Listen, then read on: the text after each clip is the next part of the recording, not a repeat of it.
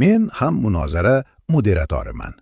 Xudo bormi deb nomlangan ushbu munozara boshlanishidan oldin u ikki olim, janob Javed Axtar va janob muftiy Shamail Nadviy o'rtasida bo'lib o'tadi. Ushbu munozara muammosiz o'tishi uchun bir nechta asosiy narsalarni tushuntirib beray. Hozirgi kunda biz o'rganib qolgan munozaralarga o'xshamaydi. Yaxshi o'qilgan akademik munozara. Bu munozara qanday bo'ladi? Uning haqiqati nima bo'ladi? Avval sizga shuni aytib beray. Avvalo, yosh olim, muftiy Shamail Nadviy 10 daqiqa davomida o'z argumentlarini taqdim etadi. Shundan so'ng Javed Axtar o'z qarashlarini taqdim etish uchun 10 daqiqa vaqt oladi. Shundan so'ng biz raddiya deb ataydigan narsa javoblar davri bo'ladi. Men sizning aytganlaringizni tasdiqlamayman va siz aytganlaringizni ham tasdiqlamayman. Har bir ishtirokchi 4 daqiqa raddiya, so'ngra ikkinchi bosqich savol-javoblarga ega bo'ladi. Biz bunga taxminan 16 daqiqa vaqt ajratdik. Endi bu bir qator savollar. Ko'p odamlarning savollari bo'ladi. Shuning uchun biz vaqtimizni boshqarishimiz kerak bo'ladi. Nihoyat, har bir olimga yakuniy bahslari uchun 5 daqiqa vaqt beriladi. Ushbu munozaraning eng muhim jihati siz, biz va internetda tomosha qilayotgan millionlab odamlarning savollari va javoblari bo'ladi. Shunday qilib, biz bu yerda hozir bo'lganlaringizdan ba'zi savollarni olishga harakat qilamiz. Buning uchun 30 daqiqa ajratdik. Shu tarzda bu 2 soatlik munozara yakunlanadi. Biz yodda tutishimiz kerak bo'lgan 2 yoki 3 ta asosiy narsa bor. Biz hech qanday shiorlar bilan shug'ullanmasligimiz kerak. Bu shov-shuv emas, chunki butun dunyo kuzatmoqda. Shuning uchun biz o'rnak ko'rsatishimiz kerak. Biz odamlarga o'qimishli odamlar bir-biri bilan rozi bo'lish va rozi bo'lmaslik bilan birga kelishuv va kelishmovchiliklar bilan gaplasha olishlari uchun o'rnak ko'rsatishimiz kerak. Mening JNU professorim Purushottam Agarwal bu yerda o'tiribdi. U bizga darsda rozi bo'lish jasorati va rozi bo'lmaslik donoligi va buning aksi juda muhimligini o'rgatgan edi. Ikkinchidan, bu biron bir din haqida munozara emas. Bu hamma uchun tushunarli bo'lishi kerak. Bu biron bir dinni ulug'lash yoki kamsitish haqida munozara emas. Shunday qilib, agar kimdir tomosha qilayotgan bo'lsa yoki bu yerga shu umid bilan kelgan bo'lsa, sizni ishontirib aytamanki, siz hafsalangiz pir bo'ladi. Ushbu munozarada diniy ramzlardan haddan tashqari ko'p foydalanilganiga qaramay, jiddiy ko'rinadigan bu 2 kishi aslida yaxshi odamlar. Ular kecha kechqurun choy ichish uchun uchrashdi. Ular o'rtasida juda ko'p kulgi va hazillar bo'ldi. Hatto bir-birlarini quchoqlab turgan suratlari ham bor edi. Bu internetda avj olayotgan shov-shuvlardan farqli o'laroq, bu ikkisi tinch munozaraga kelishib olganliklarining isbotidir. Twitter'dagi suhbatlar faqat Twitter bilan cheklangan. Hozirgi kunda Elon Musk uni X deb ataydi. Va endi men bu munozarani ushbu olimlar bilan boshlaylik. Garchi ularni tanishtirish shart emas bo'lsa-da, lekin ular shunday bo'lishi mumkin. Jurnalistikada bizga hech qachon taxmin qilmaslik o'rgatiladi. Fan ham shunday deydi. Muftiy Shamail Nadviy, islom olimi va akademik. U Kalkuttadagi Vahyan jamg'armasining asoschisi. U Laxnaudagi nufuzli Darul Ulum Nadvatul Ulamani tamomlagan. U ijtimoiy tarmoqlarda va jamoat forumlarida o'qitish va intellektual ishlarda faol ishtirok etadi. Va hozirda Malayziya Xalqaro Islom universitetida doktorlik darajasini olish uchun izlanmoqda. Qizig'i shundaki, u o'qishi bilan birga sayohat blogini ham yuritadi. Biz blogni Petronas minoralari oldida ko'rdik. Javed Axtar biz bilan. U shoir, qo'shiq yozuvchisi, nasr yozuvchisi, filmlar uchun dialoglar yozgan va qo'shiqlar yozgan. Bundan tashqari, u ilmiy tafakkur va e'lon qilingan ateizm haqida gapiradi va o'zining ratsionalligi haqida gapiradi. Xonimlar va janoblar, Xudo mavjudmi? Har kim bu savolga o'z javobini topishga harakat qilmoqda. Ba'zilar buni Xudo zarrachasining kashf etilishi, ba'zilari Higgs bozonining kashf etilishi deb atashadi. Ba'zilari esa massa qanday paydo bo'lganiga javob berishga harakat qilishadi. Nima bo'lgan? Yaratilishdan oldin, vaqtdan oldin nima mavjud bo'lgan? va ba'zilar so'rashadi, bu kashfiyotlar sodir bo'layotgan miya tabiat jarayonida qanday rivojlangan? Umid qilamanki, bugun biz ushbu asosiy savollarga javob topa olamiz. Avvalo, men muftiy Shamail Nadviy sohibni sahnaga taklif qilaman. Qani janob? So'nggi. Iltimos, gapira boshlang. Iltimos, telefonlaringizni yorug'lik rejimiga yoki jim rejimga qo'ying. Bir marta tekshiring, ba'zida harakat yetarli bo'lmaydi. Bu olamni maqsad bilan yaratgan yaratguvchiga barcha hamd va sanolar bo'lsin.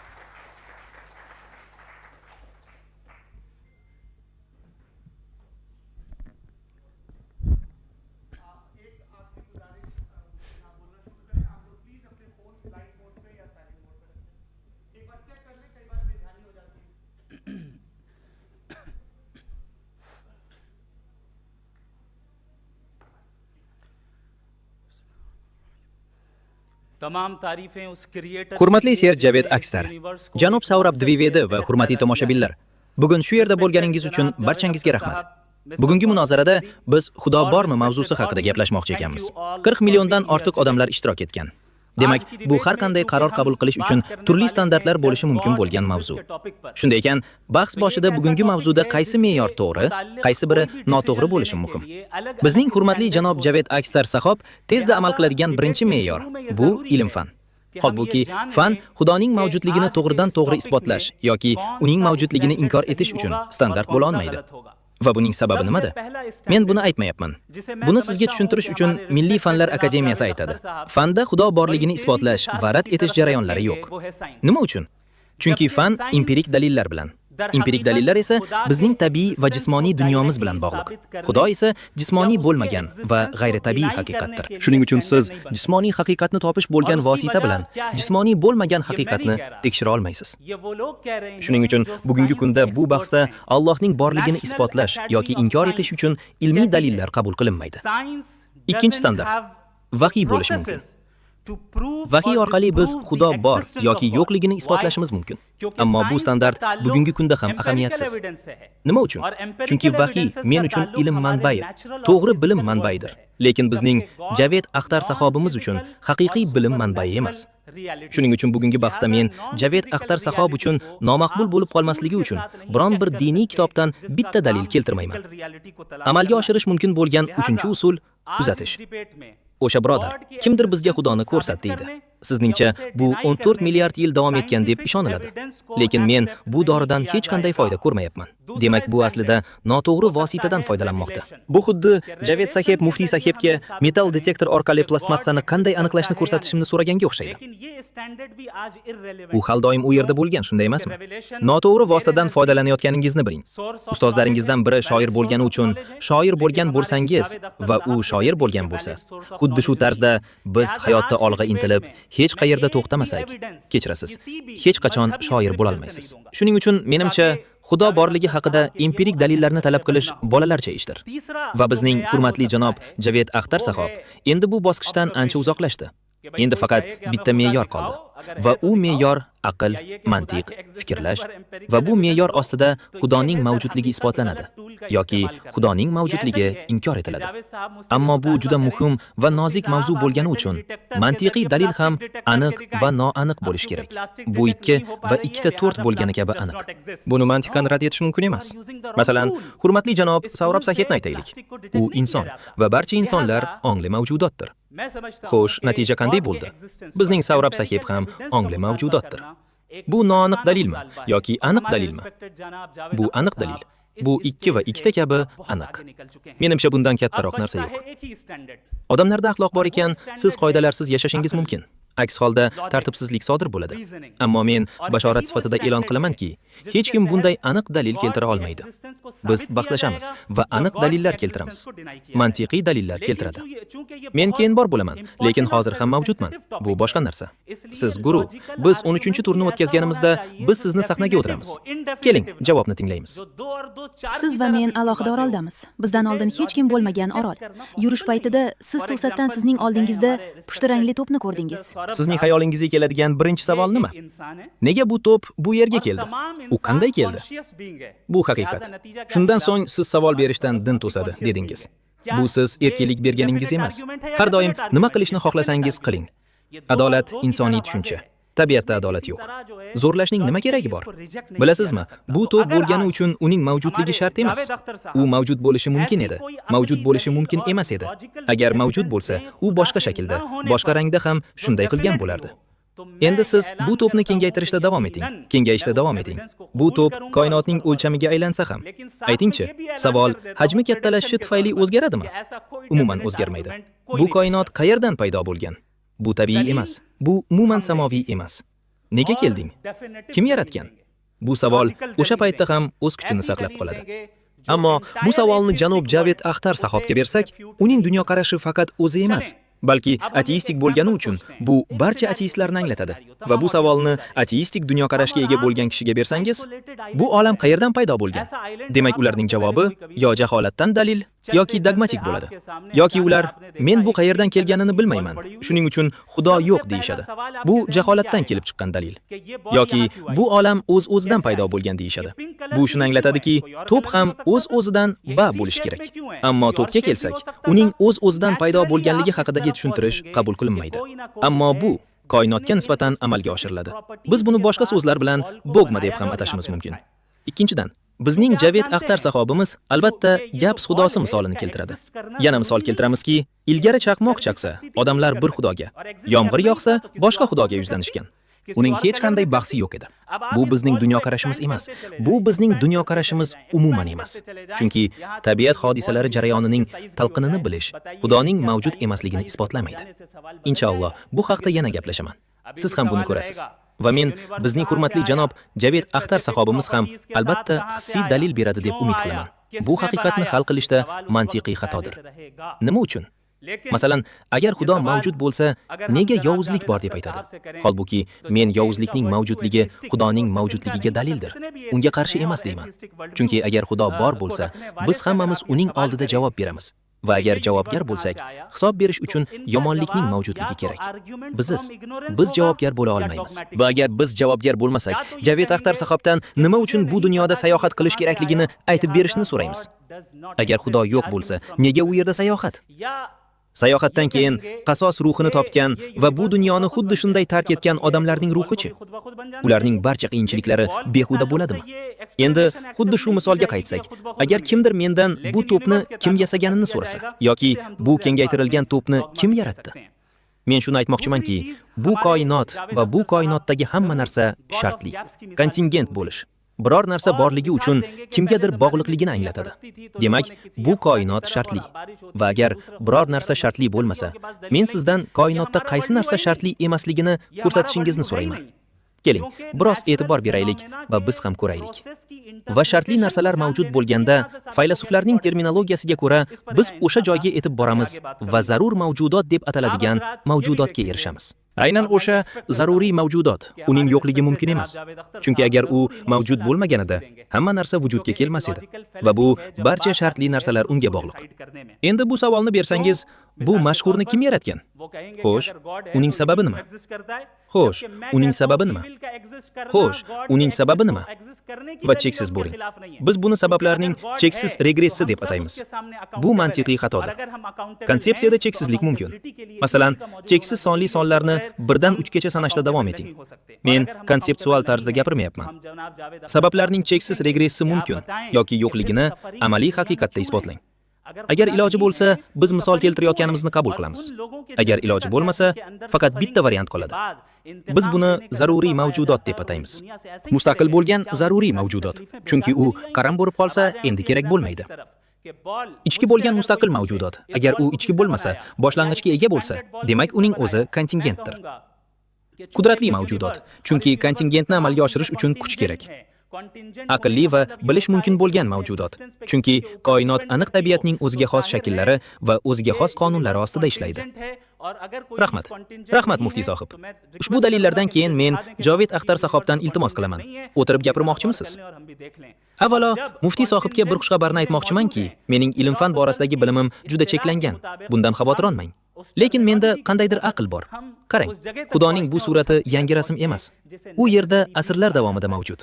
Bu dinlarning ba'zilari 3000 yil, 4000 yillik bo'lishi mumkin. Ammo odamlar taxminan 10 mingdan 12 ming yil davomida Homo sapiens shaklida mavjud bo'lgan va har doim biron bir din yoki boshqa mavjud bo'lgan. Bu din johillarga mansub emas edi. Bu dinlar buyuk faylasuflar dunyoga kelgan Yunon jamiyatiga mansub edi. Bu din piramidalarni qurgan misrliklarga tegishli edi. Bu rimliklar edi. Ularning me'morchiligi va senat, ya'ni demokratiyaning birinchi poydevori cheklangan edi. Lekin bu demokratiya edi. Ular buni qildilar. Shunday qilib ularning Yupiter, Ra va Zevslari bugungi kunda har qanday dindor o'z xudosiga hurmat ko'rsatgandek uni hurmat qilishdi. Xristianlik kelishidan oldin Yevropada German dini mavjud edi. Xudosi bor edi, xotini bor edi, 2 o'g'li, 1 qizi bor edi. Germaniyada nasroniylik Yevropaga kelganida Xudo, uning xotini va butun oilasi ketdi. Shunday qilib, agar tarixga nazar tashlasak, Xudoning ko'pchiligi kulgili. U abadiy mavjud emas edi va unga ishonganlar, siz ularni nima desangiz, johil edilar. Ular hech narsani bilishmas edi. Unday emas. U o'z davrida juda qobiliyatli inson edi. मैं इन दलीलों के बाद जावेद अख्तर साहब से गुजारिश करूंगा, आप बैठ के बोलना चाहेंगे या वहाँ? जी।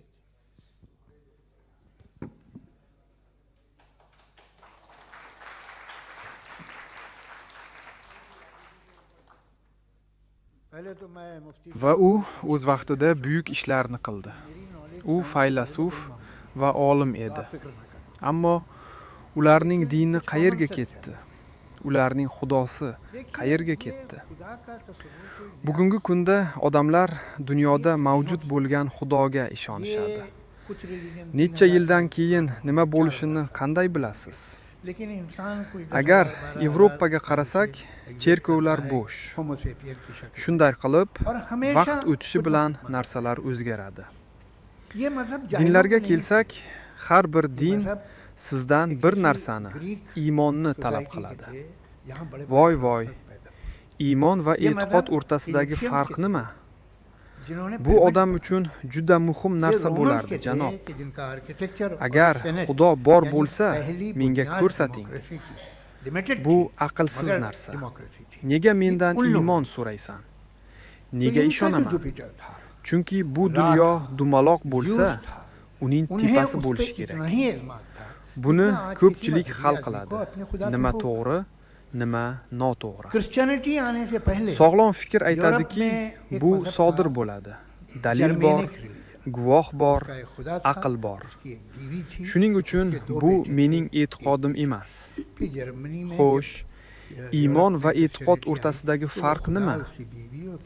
Sizdan qaysi din so'rasa, har bir din iymon so'raydi. Undan oldin Xudo minglab, millionlab, milliardlab yillar davomida u yerda o'tirib nima qilardi? Lekin siz bir narsani qabul qilishingiz kerak. Siz bu ishni biz uchun qilish uchun ibodat qilasiz. Agar unda biror dalil yoki guvoh bo'lsa, buni iymon deysiz. Ularning o'limlari behuda bo'lishini aytishadi. Iymon bu barcha shartlardan voz kechadi. Keyin ahmoqlik nima?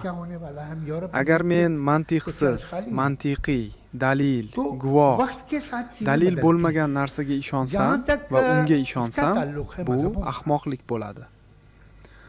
Agar ertaga Elon Musk mening akam ekanligiga ishonsam, men juda xursand bo'laman. O'zimni juda erkin his qilaman. Lekin uka, nega ishonasan? Dalil nima uka? U amerikalik, siz esa Hind. U boshqa zot. Siz uni hech qachon uchratmagansiz. Qarang janob, bu mening ishonchim. Bu haqda gapirmang. Ishonch siz isbotlay olmasligingizni anglatadi. Agar isbotlay olsangiz, iymonga hojat qolmaydi. Keyin qancha bahslashsangiz ham gapirasiz. Oxir oqibat dunyodagi har bir din iymonga asoslanadi. Va e'tiqod hech qanday dalil, guvoh va aqlga ega bo'lmagan e'tiqodni anglatadi. Ma'lumotlar. Siz 100 yil avvalgi ma'lumotlarni eshitdingizmi? Ajablanarlisi shundaki, siz orolga borib to'pni ko'rganingizni aytdingiz. Siz orolni kim qurganini aytmadingiz. Ya'ni bir vaqtning o'zida mavjud va mavjud emas. Biz orollar haqida shikoyat qilmadik. Ular orollar. Xuddi shunday. Bu orollar. Bularning barchasi bu galaktikalar. Bularning barchasi kosmosdagi orollar. Biz ularni oddiy deb qabul qilamiz. Kim yasaganini so'ramaymiz. Ya'ni hayot shakli eshitishi, ko'rishi, ta'mi va his qilishi mumkin. Shuning uchun bu qabariqda kelgan har qanday sifat hayvonlarda ham, odamlarda ham mavjud. Siz subyektiv axloqni misol qilib, uni obyektiv axloqqa yuklay olmaysiz. Men qanday tug'ilganman? Men rejalashtirilgan tug'ilganmanmi? Men tug'ilishni rejalashtirgan edim yoki biriga yopishgan baxtli sperma bor edi. Mening tug'ilishim tasodifiy. Adolat deb nima desangiz, uning tabiatga hech qanday aloqasi yo'q. Bir kun kelib adolat qiladi deysiz. Adolat insoniy tushuncha. Tabiatda adolat yo'q. Agar sher kiyikni yesa, unga hech qanday jazo berilmaydi. Agar bo'ron kelib, yam-yashil daraxtlarni yulib tashlasa, bo'ronlar uchun qamoqxona yo'q. Tabiatda adolat yo'q. Shuning uchun tabiat adolatga muhtoj emas. Tabiat hamma narsada bitta. Endi aytaylik, janob, yegan ovqatimni qarang. Bu mening ko'zim emas edi. Agar men unga qilgan bo'lsam, keyin jazosini oladi. Yo'q, o'sha tizim shunday ishlaydi. Tabiat adolatsiz. Adolat insoniy tushunchadir. Demak, men sizga adolat beraman deb aytadigan odam insoniy meditatsiya mahsulidir. Bu tabiiy emas. Bu umuman samoviy emas. Tabiat falsafasi, adolatsizlik falsafasi. Birodar, siz birga uchrashasiz. Endi chap qo'lni boshqarasiz. Bu nima? Hamma haqiqat, barcha yaxshilik, barcha odoblar chap qo'lda. Aks holda nima bo'lardi? Yo tanlov qilasiz, baxtsiz hodisaga duch kelasiz, yoki kimnidir o'ldirasiz, yoki tirbandlik bo'ladi. Yolg'on, insofsizlik, poraxo'rlik. Bularning barchasi noto'g'ri tomonga haydamoqda. Undan yuqori hech narsa yo'q.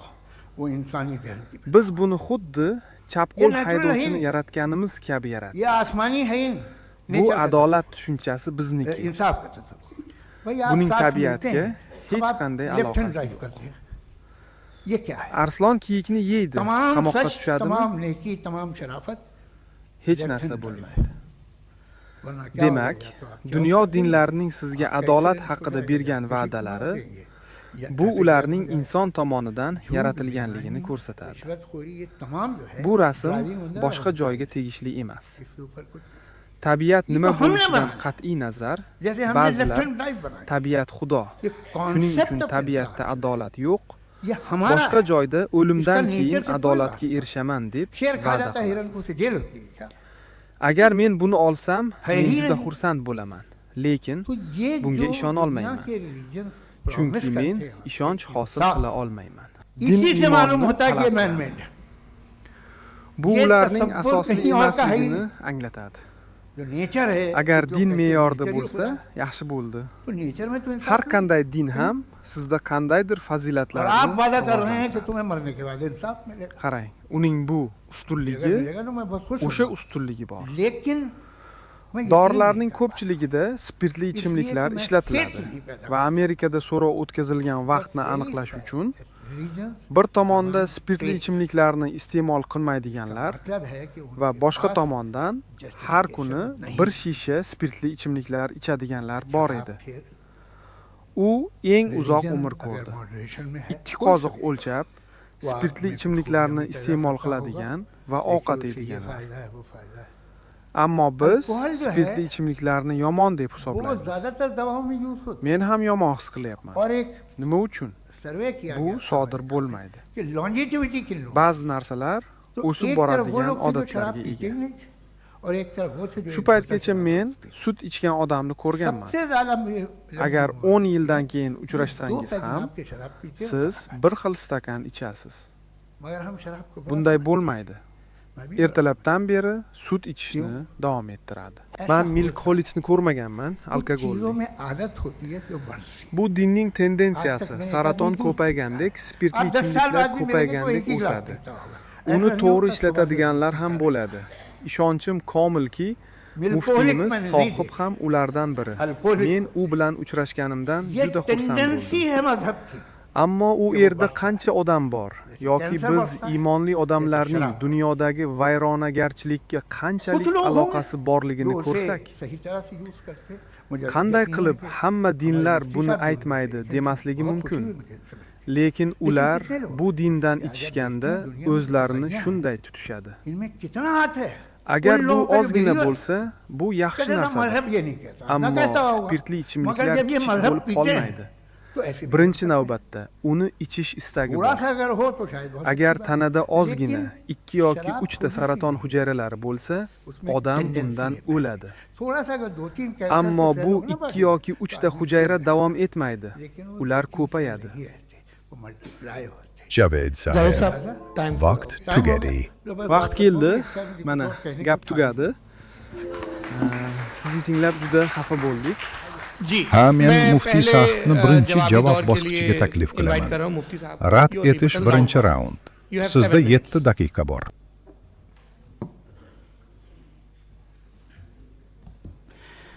Javed Sahib, sizga katta rahmat.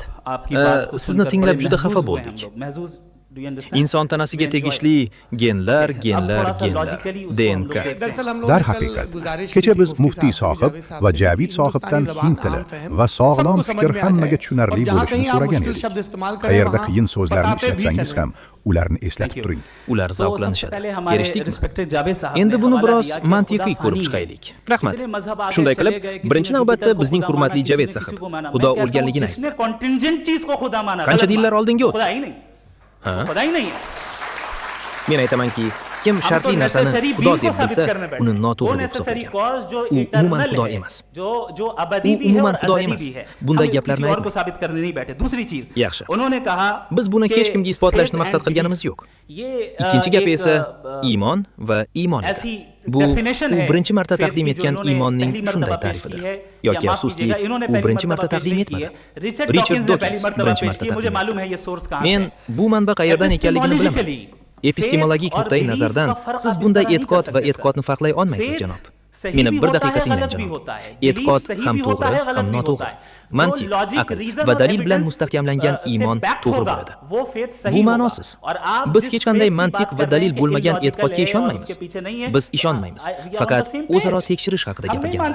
Demak, e'tiqod ham to'g'ri, ham noto'g'ri. Iymon ham to'g'ri, ham noto'g'ri. Gap shundaki, insoniyat jamiyati bir-biriga muhabbat, birdamlik va islom bilan yashay olsagina birga yashay oladi.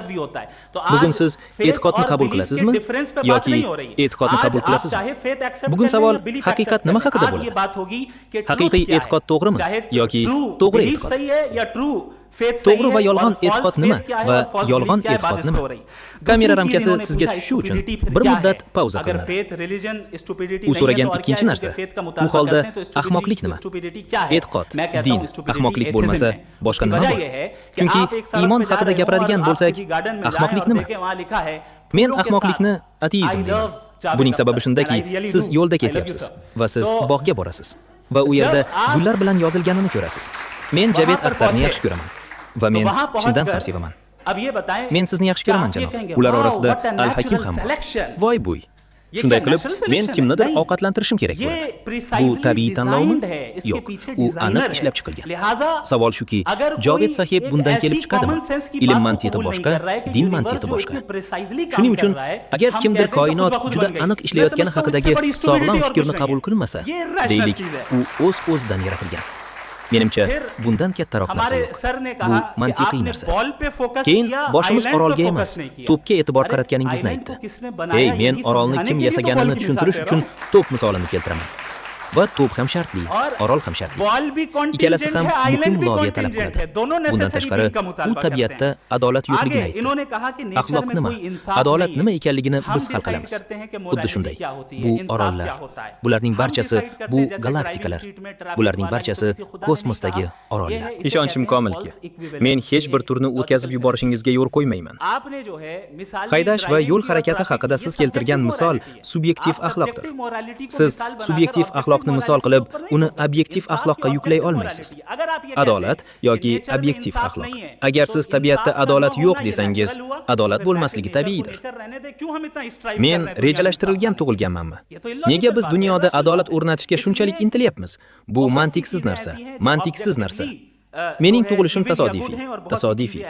Biz ijtimoiy konsensus yoki shaxsiy imtiyozlar orqali subyektiv axloqiy yoki axloqsiz narsani hal qilamiz. Ammo u qayta takrorlagan adolat kelgan obyektiv axloq subyektiv emas, obyektivdir. Agar siz buni subyektiv desangiz, mening sizga savolim: agar zulm ijtimoiy konsensus orqali to'g'ri e'lon qilinsa, uni oqlaysizmi? Ikkinchisi, 2 pachka aroq ichsang, o'sha darajada qolmaydi, dedi. O'shadi. Din bilan ham xuddi shunday. Tabiat hamma narsada bitta. Demak, shunday misol, uni har qanday joyga moslashtiringki, siz ateizmga moslashganingizda, 2 paket ateizmga moslashganingizda, u o'sib Shimoliy Koreyaga aylanadi. Rahmat.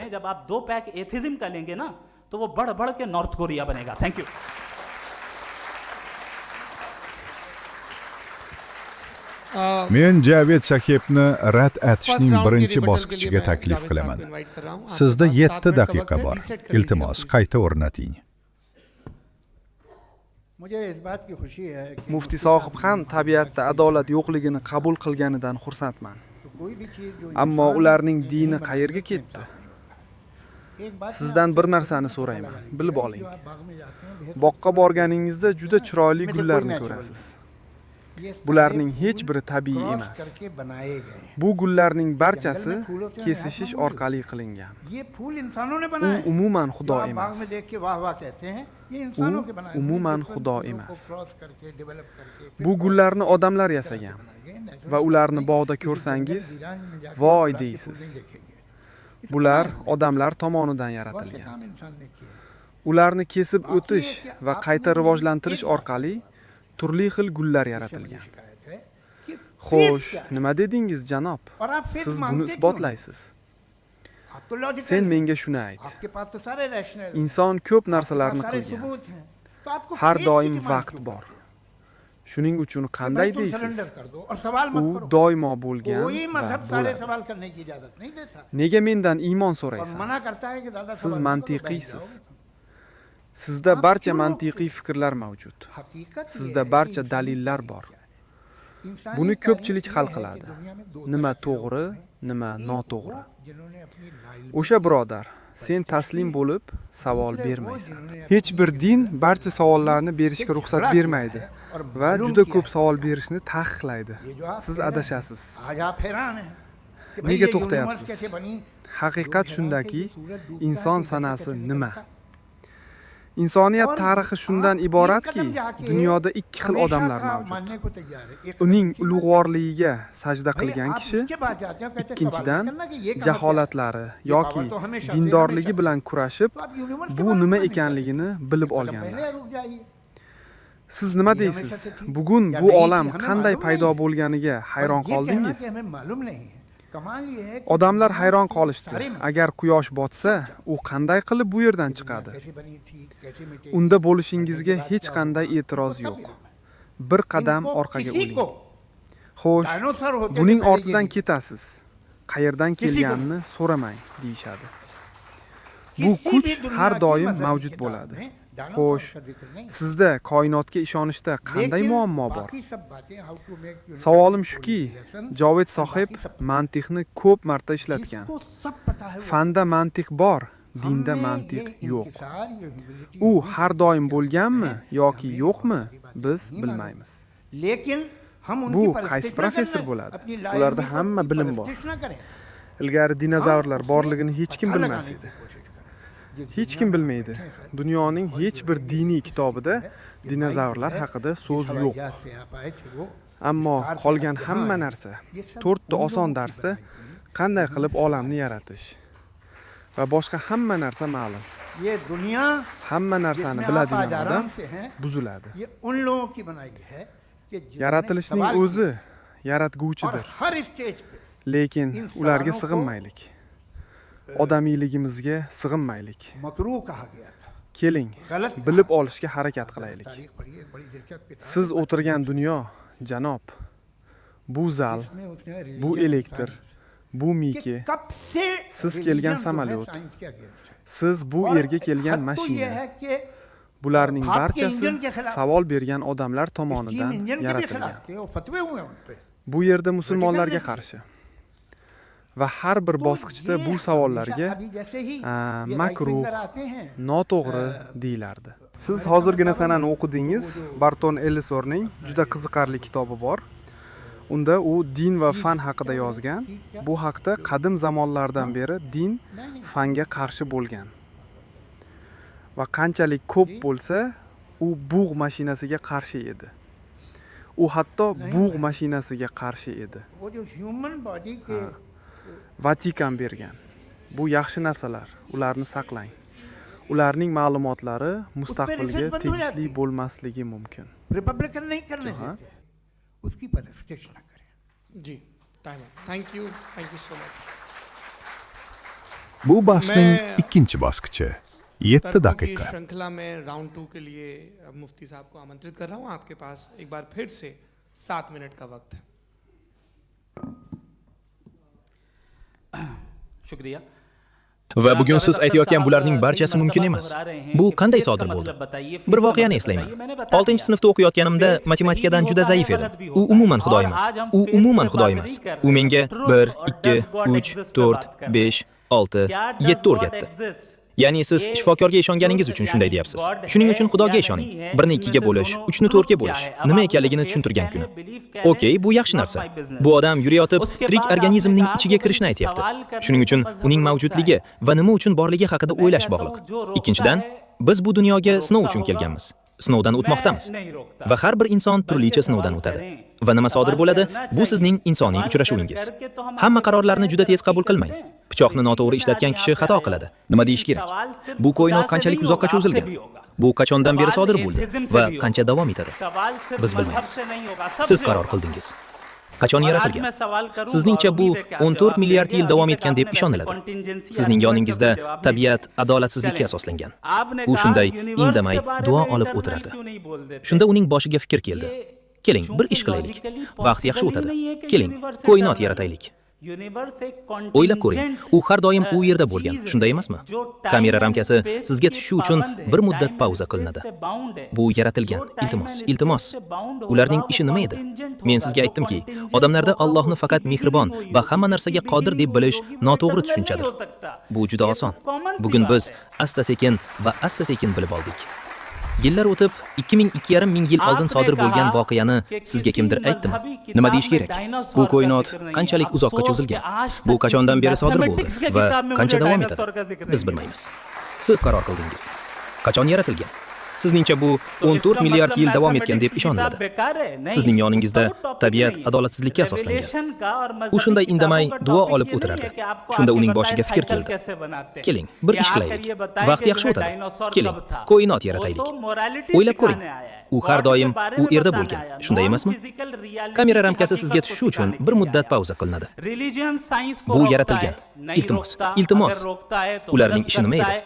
Men sizga aytdimki, odamlarda Allohni faqat mehribon va hamma narsaga qodir deb bilish noto'g'ri tushunchadir. Bu juda oson. Bugun biz asta-sekin bilib oldik. Yillar o'tib, 22,5 ming yil oldin sodir bo'lgan voqeani sizga kimdir aytdimi? Ammo bu mantiqning asosi siz to'xtashingizdir. Bu haqda Javed sahib bir necha bor eslatib o'tgan. Va o'shandan beri ular 2,5 ming yil oldin aytilgan gaplarga amal qilmoqdalar. Hamma narsa o'zgargan. Bu aniq dalil. Hozir fan umuman da'vo qilmaydi yoki biron bir faylasuf biz hamma narsani bilamiz deb da'vo qilmaydi. Aksincha, u qanchalik ko'p bilgan bo'lsak, shunchalik oz narsa bilamiz deydi.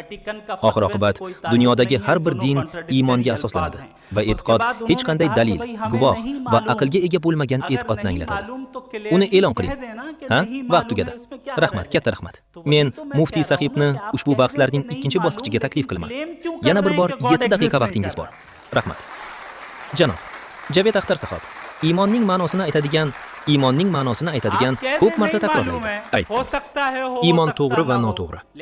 Va bugun biz iymon haqida gapirmayapmiz. Biz haqiqat va Xudo bormi haqida gapiryapmiz. Xudo bormi? Bu haqiqat. Ya'ni Xudo bor yoki yo'q. Bu ikkisidan qaysi biri to'g'ri? Endi siz buni iymon deyishingiz mumkin. Ishonch deysiz. Mening biznesim emas. Biz ijtimoiy konsensus yoki shaxsiy imtiyozlar orqali subyektiv axloqiy yoki axloqsiz narsani hal qilamiz. To'xtagan bo'lsa kerak deyman. Men to'xtamayman. Aksincha, savol berish kerak. Savollar berish orqali biz oldinga va taraqqiyotga erishamiz.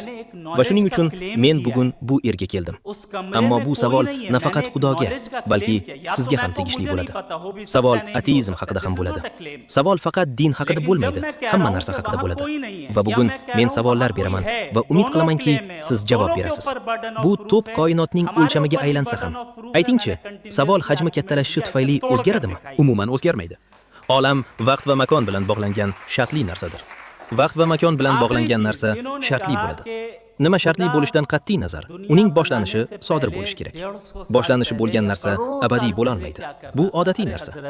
Siz dinozavrlar haqida hech qanday diniy kitobda tilga olinmaganligini aytdingiz. Afsuski, shu paytgacha men hech qanday matematika kitobida dinozavrlar haqida hech qanday eslatma topmadim. Demak, bu matematika kitobi foydasiz degani? Yo'q, bu mavzu emas.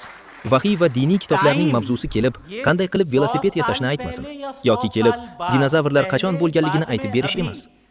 BMT hisobotiga ko'ra, din ilmga xalaqit beradi. Uni to'xtatmaydi.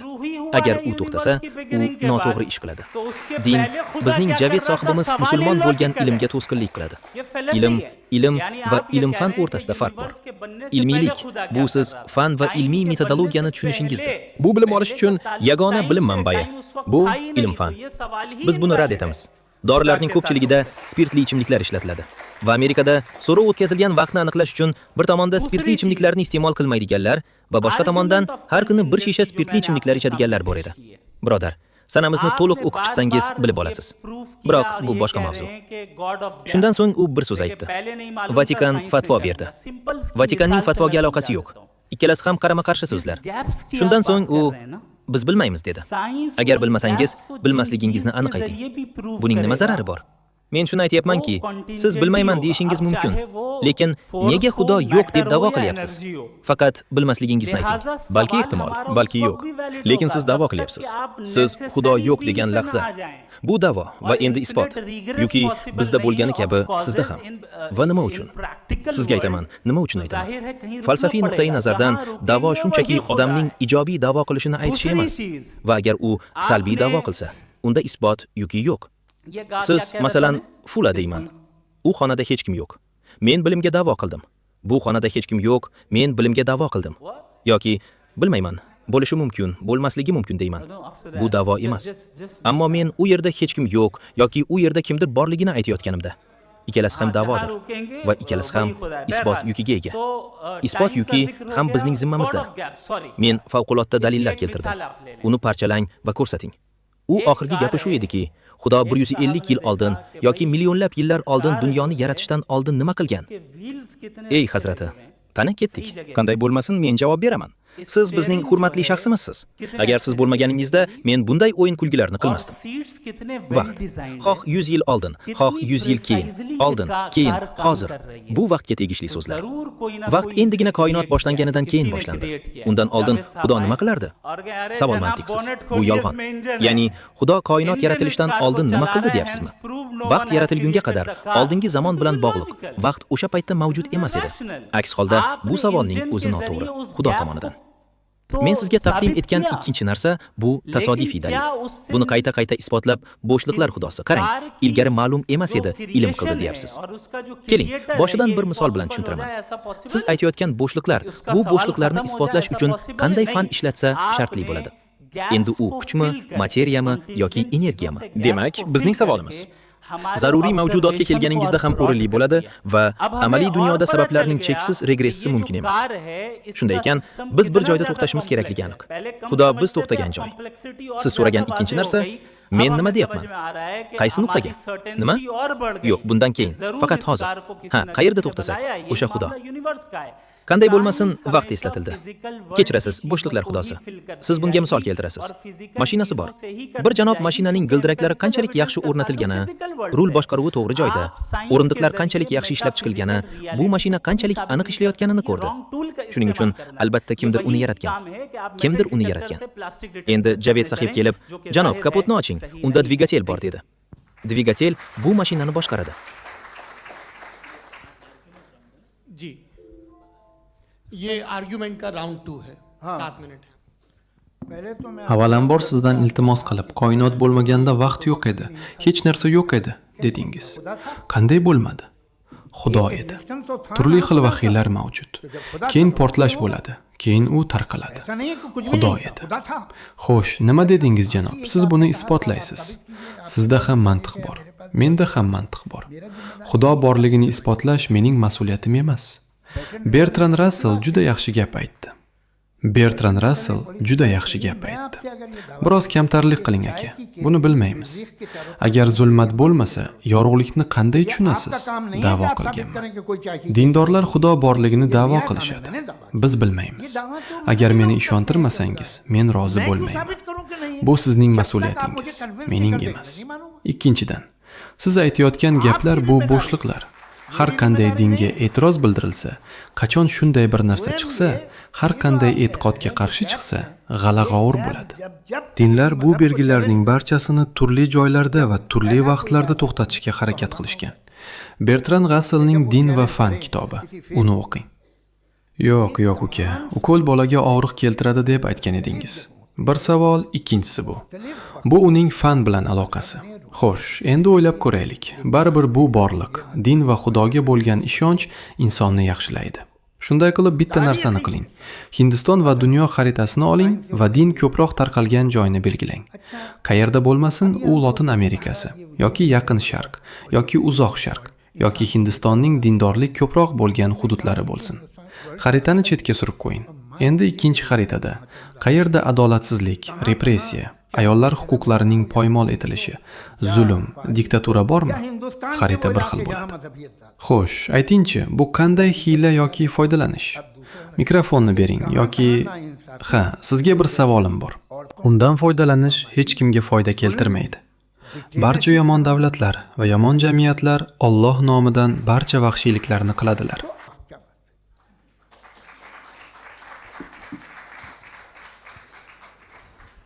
एक तो मुझे ये बात बहुत अच्छी लग रही है कि दोनों ही विद्वान समय को मानते हैं और बहुत समय से अपनी दलीलें और बाज दफ़ा समय से पहले अपनी तकरीरें पूरी करके अपनी अपनी कुर्सी पर बैठ रहे हैं। ये इस आर्ग्यूमेंट का राउंड 2 पूरा हुआ। अब रिबटल का राउंड 2 है और उसके बाद क्रॉस एग्जामिनेशन होगा। नहीं, आपका आर्ग्यूमेंट हो गया सर। हमारे यहाँ स्कूल के सिलेबस में पंच परमेश्वर कहानी पढ़ाई जाती है, प्रेमचंद जी की लिखी हुई। आप निश्चिंत रहिए, आपके कोई राउंड में मिस नहीं होने दूंगा। रिबटल का राउंड 2 मुफ्ती शमाइल नदवी साहब। Noto'g'ri qiling, to'g'rilang. Bu yerda bizda bor narsa qora tuynuk va buning sababi nimada? Hech qachon viski shishasini ko'rganmisiz? Bular odamlar tomonidan yaratilgan. U qanchalik go'zal ko'rinadi. U birovga qanday yomonlik qiladi? Uni ishlatish noto'g'ri. Shuning uchun uni yoqtirmaysiz. Qanday qilib zo'rlashdan noto'g'ri foydalanish kerak? Ushbu rasmdan foydalanish noto'g'ri va har doim noto'g'ri bo'lib kelgan. Ko'ryapsizmi? Insoniyat tarixini ko'rasiz, bugunni ko'rasiz, bu do'stlarni ko'rasiz, bu dunyoni ko'rasiz. 7 milliard iroda erkinligi va agar odam meni o'z ixtiyori bilan o'ldirsa, men Xudoning irodasi bilan yoki uning ixtiyori tufayli o'laman. Iymonli odamlar adolatli va adolatlimi? O'z xudolariga ishonadiganlar qanday odamlar? Ular odamlarga adolat beradi. Ular yaxshi odamlar bo'lishadi. Xo'sh, bu dori qanday foyda keltiradi? Qachon yaratilgan?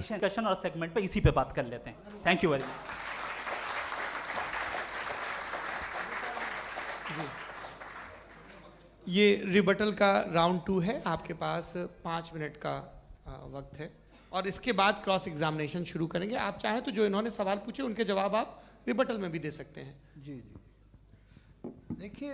Qo'yuki, aytingchi, metafizik nima? Mana, men sizga rostini aytaman. Bu har qanday joyda ishlatiladigan so'z. Gapni aytib, men bilan bahslashayotganingizda meni metafizik demang. Meni mantiqan isbotlaysiz va mantiqiy gapirmasangiz. Janob, agar bu metafizik bo'lsa, biz nima haqida gapiryapmiz? Men sizga yolg'on taxmin aytdim va vaqt oldin bo'lmagan deyish uchun nega biz u doimo abadiy bo'ladi deymiz? Bizda ba'zi vujuhat sovg'asi bor. Har doim bir oz vaqtni anglatadi. Vaqt bo'lmasa qanday qilib doim bo'lish mumkin? U quruq qoladi. Agar siz u bilan aralashsangiz, halokat, yo'qotish va halokat bo'ladi. Ko'pchilik nima qilsa ham to'g'ri bo'ladi. Sog'lom fikr aytadiki, bu sodir bo'ladi. Dalil bor, guvoh bor, aql bor. Shuning uchun bu mening e'tiqodim emas. Men teleskop orqali ko'rganim 2 milliard yorug'lik yili. Bo'yin atrofida to'r shakllana boshlaydi. Bola ko'k rangga aylanadi. Bexoro bola, chunki u davolanmaydi. Bu qadari mutlaq, xohlagan ishini qila oladi. Siz bu ishni biz uchun qilish uchun ibodat qilasiz. Agar u buni qilsa, demak u kundalik hayotga aralashadi va u buni kuzatadi. Ikkinchisi, agar siz kutilmagan holatlar haqida gapirsangiz, nega butun musulmon jamoati o'sha g'azo bolalari yig'ilganda ham qutqara olmaydi? Janob, ser. Shunday qilib men dunyoni ko'rganimda, menda unga nisbatan hurmat paydo bo'lmaydi. Jazira qanday tashkil topgan? Siz butunlay qudratlisiz. Hamma narsaga qodirsiz. Hamma joyda mavjudsiz. Siz g'azoda bo'lgan bo'lsangiz kerak, to'g'rimi? Siz hamma joydasiz. Siz bolaning qo'llari qanday uchayotganini kuzatib turardingiz. Siz tomosha qildingiz va men sizni mukammallashtirishimni xohlaysiz va siz ham buni xohlaysiz. Bugun bizning bosh vazirimiz bundan yaxshiroq. U nimadir bilan qiziqadi. Ajoyib. Kimga ibodat qilyapsiz? U mavjud bo'lsa ham. Bu dunyo nohaqlik, zulm, zo'rlik, zolimlar bilan to'lib toshgan. U ko'rib turibdi, bir kun kelib aytadi, demaysiz. Agar u qarab tursa va aralashmasa, nega namoz o'qiysiz? Bu ishni men uchun qiling deysiz. Bu shuni anglatadiki, birga bo'lganingizda nima desangiz yoki qilsangiz, u amalga oshiriladi. Yo'q. Agar kimdir buni olmagan bo'lsa ham, u siz uchun ishni qiladi. Namoz o'qiganingiz uchun qachon u sizni ish bilan ta'minlab, qizingizni uylantirsa, o'g'lingizga green card olib bersa, hech bo'lmaganda bu o'layotgan bolalarni to'xtata oladi. Yana bir bor 7 daqiqa vaqtingiz bor. Men bu dunyoning birorta ustasini bilmayman. Har narsaga qodir hukmdor bor va dunyo shunday ketmoqda. Men akam yo'qligini afzal ko'raman. Agar bor bo'lsa, bu juda uyat bo'ladi. Rahmat. Ha, xonim, unga mikrofonni bering. चाहूंगा कि भाई ना हो, अगर हो तो बड़ी शर्मिंदगी की बात है। शुक्रिया।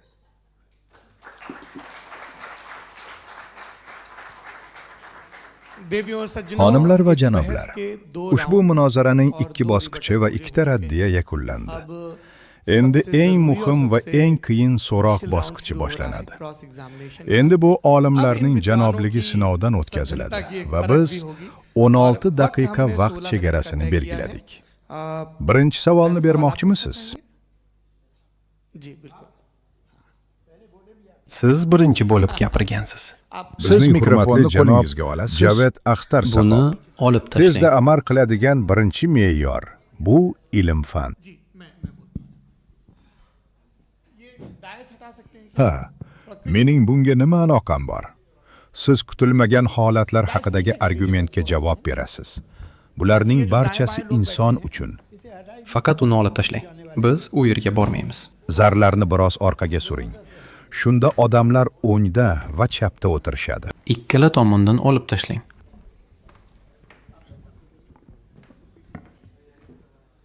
Bu orada siz ham savollaringizni tayyorlab qo'ying. Shuni yodda tutingki, men bu yerdan savollar beraman.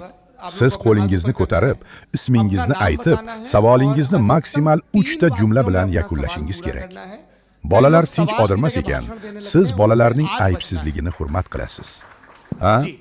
Muftiy sohib, birinchi savolingiz 16 daqiqa. Ikkalamizdan ham savollar. Katta rahmat. Biz hozir gaplashgan narsa juda muhim edi. Turli xil vahiylar mavjud. Lekin chunki hozir bu segment o'zaro tekshiruv. Shunday qilib, sizga birinchi savolim shuki, men sizga uzoq vaqtdan beri qanday kutilmagan dalillarni aytsam ham, men buni donolik uchun aytdim. Siz sabablarning cheksiz regressini mumkin deb hisoblaysizmi? Yoki zaruriy mavjudotning mavjudligini to'g'ri deb hisoblaysizmi? Buni aytishingiz kerak. Chunki faqat ikkita variant bo'lishi mumkin. Uni ishlatish noto'g'ri. Shuning uchun uni yoqtirmaysiz. Mana, men sizga rostini aytaman. Birinchidan, men kontingentlik so'zini to'g'ri tushunmayapman. Va hatto bu vaqtda siz menga o'rgatgan ingliz alifbolari menga biroz qiyin va murakkab tuyuldi. Shunday qilib, siz oddiy so'zlar bilan savollar berishingiz mumkin. Albatta qila olaman. Koinotdagi hamma narsa shartiy bo'lishi, uning mavjudligida kimgadir bog'liqligini anglatadi. Biroz tez. Bular odamlar tomonidan yaratilgan. Xo'sh, endi bu cheksiz regress haqida nima deb o'ylaysiz? Buni Xudo yaratgan.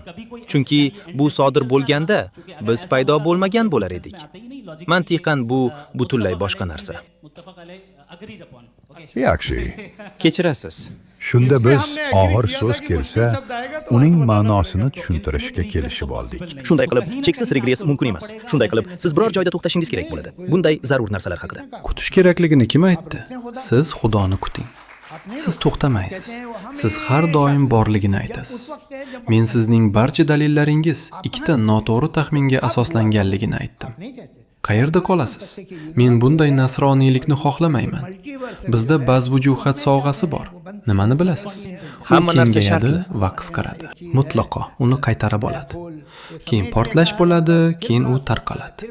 Buni sizga tushuntirish uchun biz 54 yoshni millionlab va milliardlab yillar olamni o'z ichiga olgan kichik bir zarrachada ushlab turamiz. Agar siz ushbu ikkita taxminni tushunsangiz, bu muammo endi muammo bo'lmaydi. Agar imtihonchi noto'g'ri variantni bersa, unda noto'g'ri variantni tanlagan imtihonchi yomon emas. Bu biz ko'rayotgan narsadir. Nimani bilasiz? Shunchaki tarqalayotgan koinot haqida o'ylab ko'ring. U qayerda tarqalmoqda? Qayerga ketyapti? Va nima uchun u tarqalmoqda? Hoy, uddasidan chiqding. Kut do'stim, kifoya. Urdu tilida favqulodalik argumenti haqida gapira oladi. Bu yana qaysi olam? Men teleskop orqali ko'rganim 2 milliard yorug'lik yili. U bilan ishim yo'q. 2 milliard yil, agar men soniyada 80 ming mil yursam, u yerga 200 million yilda yetib boraman. Bunga nima kerak edi? Bitta. Shunday qilib, bularning barchasi mutlaqo. Aytishlaricha, bu butun koinot, bu dunyo eng oliy. U insonlar uchun yaratilgan deyishadi. Bularning barchasi inson uchun. Xo'sh, janob, to'g'rimi?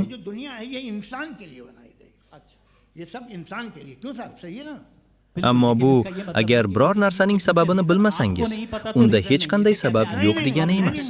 U deyiladi. Yo'q. Men bilmayman, lekin bu mening javobgarligim emas. Bertrand Russell mutlaqo haq edi. Siz da'vo qilayotgan akani hazil bilan rad etdingiz. Nega bu noto'g'ri da'vo deyishim kerak? Siz buni isbotlaysiz.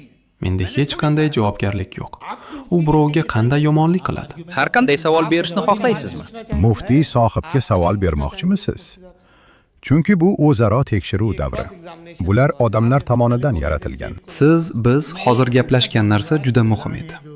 Turli xil vahiylar mavjud va biz odamlar sifatida bu borada hech qanday gapimiz yo'q.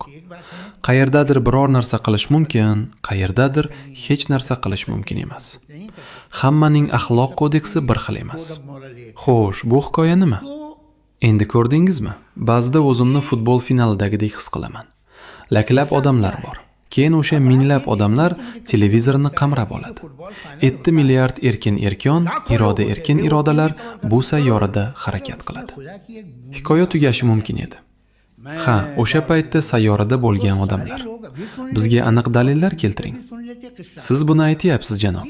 Bu olam qanday paydo bo'lgan? Bu muammoni qanday hal qiladi? Ammo vaqt tanqisligi va Javed sahib u yerga qayta borib yurganligi sababli u ham biroz ko'ngil ochishga majbur bo'ldi. Nega so'ramayman? Bolalar, siz qo'llaringizni ko'tarasiz. Aksincha, u koinotdan ko'ra ko'proq aqldir. Ha, u har doim bo'lgan. Xo'sh, siz aytasiz, men rozi bo'laman. Achcha doyam deb, kajir muxlaf degani qojir muxlaf. Hamma narsaga qodir degani. U nimani xohlasa qila oladi. Keyin ahmoqlik nima? U bu dunyoni qanday boshqaradi? Bu dunyo qanday ketmoqda? Bundan hayron emasmisiz? Yoki apokalipsisdan keyin adolat bo'ladimi? Bu bola o'lgan edi. Kimning jizyasi bombadan vayron bo'ldi? Shunda insof topsa yaxshi bo'ladi.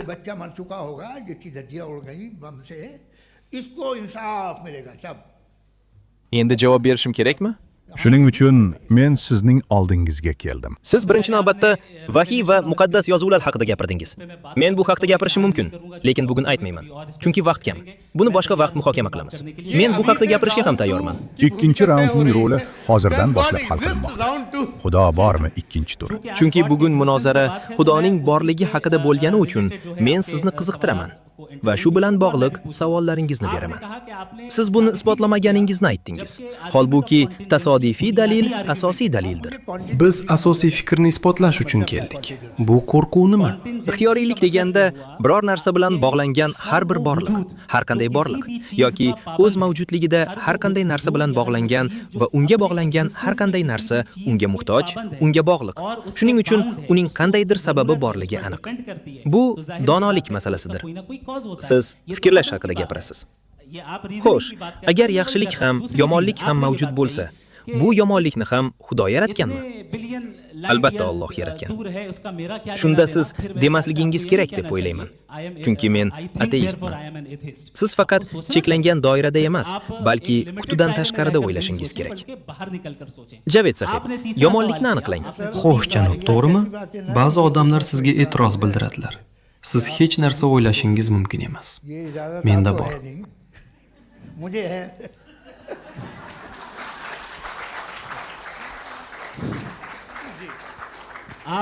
Xo'sh, janob, to'g'rimi? Bahs bor. Yovuzlik muammosi, yovuzlik haqiqati muammosi ikkita taxminga asoslanadi. Chunki fan empirik dalillar bilan, empirik dalillar esa bizning tabiiy va jismoniy dunyomiz bilan bog'liq. Xudo esa jismoniy bo'lmagan va g'ayritabiiy haqiqatdir. Bahsning barbod bo'lishini tushunasiz.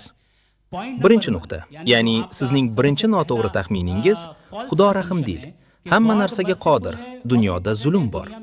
Ammo shuni tushunishingiz kerakki, bizning dunyoqarashimizga ko'ra Xudo shunchaki qudratli va adolatli, rahmdil emas, balki u ham hamma narsani biluvchi va donodir. Bertrand Russell juda yaxshi gap aytdi. Bu hikmat va bilimni siz yoki men tushunishimiz shart emas. Agar siz tushunganingizga ko'ra qaror qabul qilsangiz, bu cheklangan nuqtai nazardan dalil. Va biz bu tamoyilni o'z dunyomizda, hayotimizda, kundalik hayotimizda qabul qilamiz. Doktorga borsak, dori bergan bo'lsa, shuncha ilmingiz, aqlingiz bo'lmasa, nega bu dorini berdingiz demaymiz. Ungacha biz bu narsani qabul qilmaymiz. Endi birga yashash va bir-biringizga ishonish uchun sizga qandaydir kelishuv kerak. Qachon yaratilgan? Sizdan qaysi din so'rasa, har bir din iymon so'raydi. U donolik egasidir. Bizdan ko'ra bilim, bizdan ko'ra donolik bor. Menga ayting, janob. Yo'q. Shifokor bilan Xudo o'rtasida katta farq bor. Bu iymon nima? Okey, bu yaxshi narsa. Ikkinchidan, bu hatto ba'zi javoblar emas. Iltimos, agar ser tinglovchilar bilan gaplasha boshlasa, Bahs bor. Siz fikrlash haqida gapirasiz.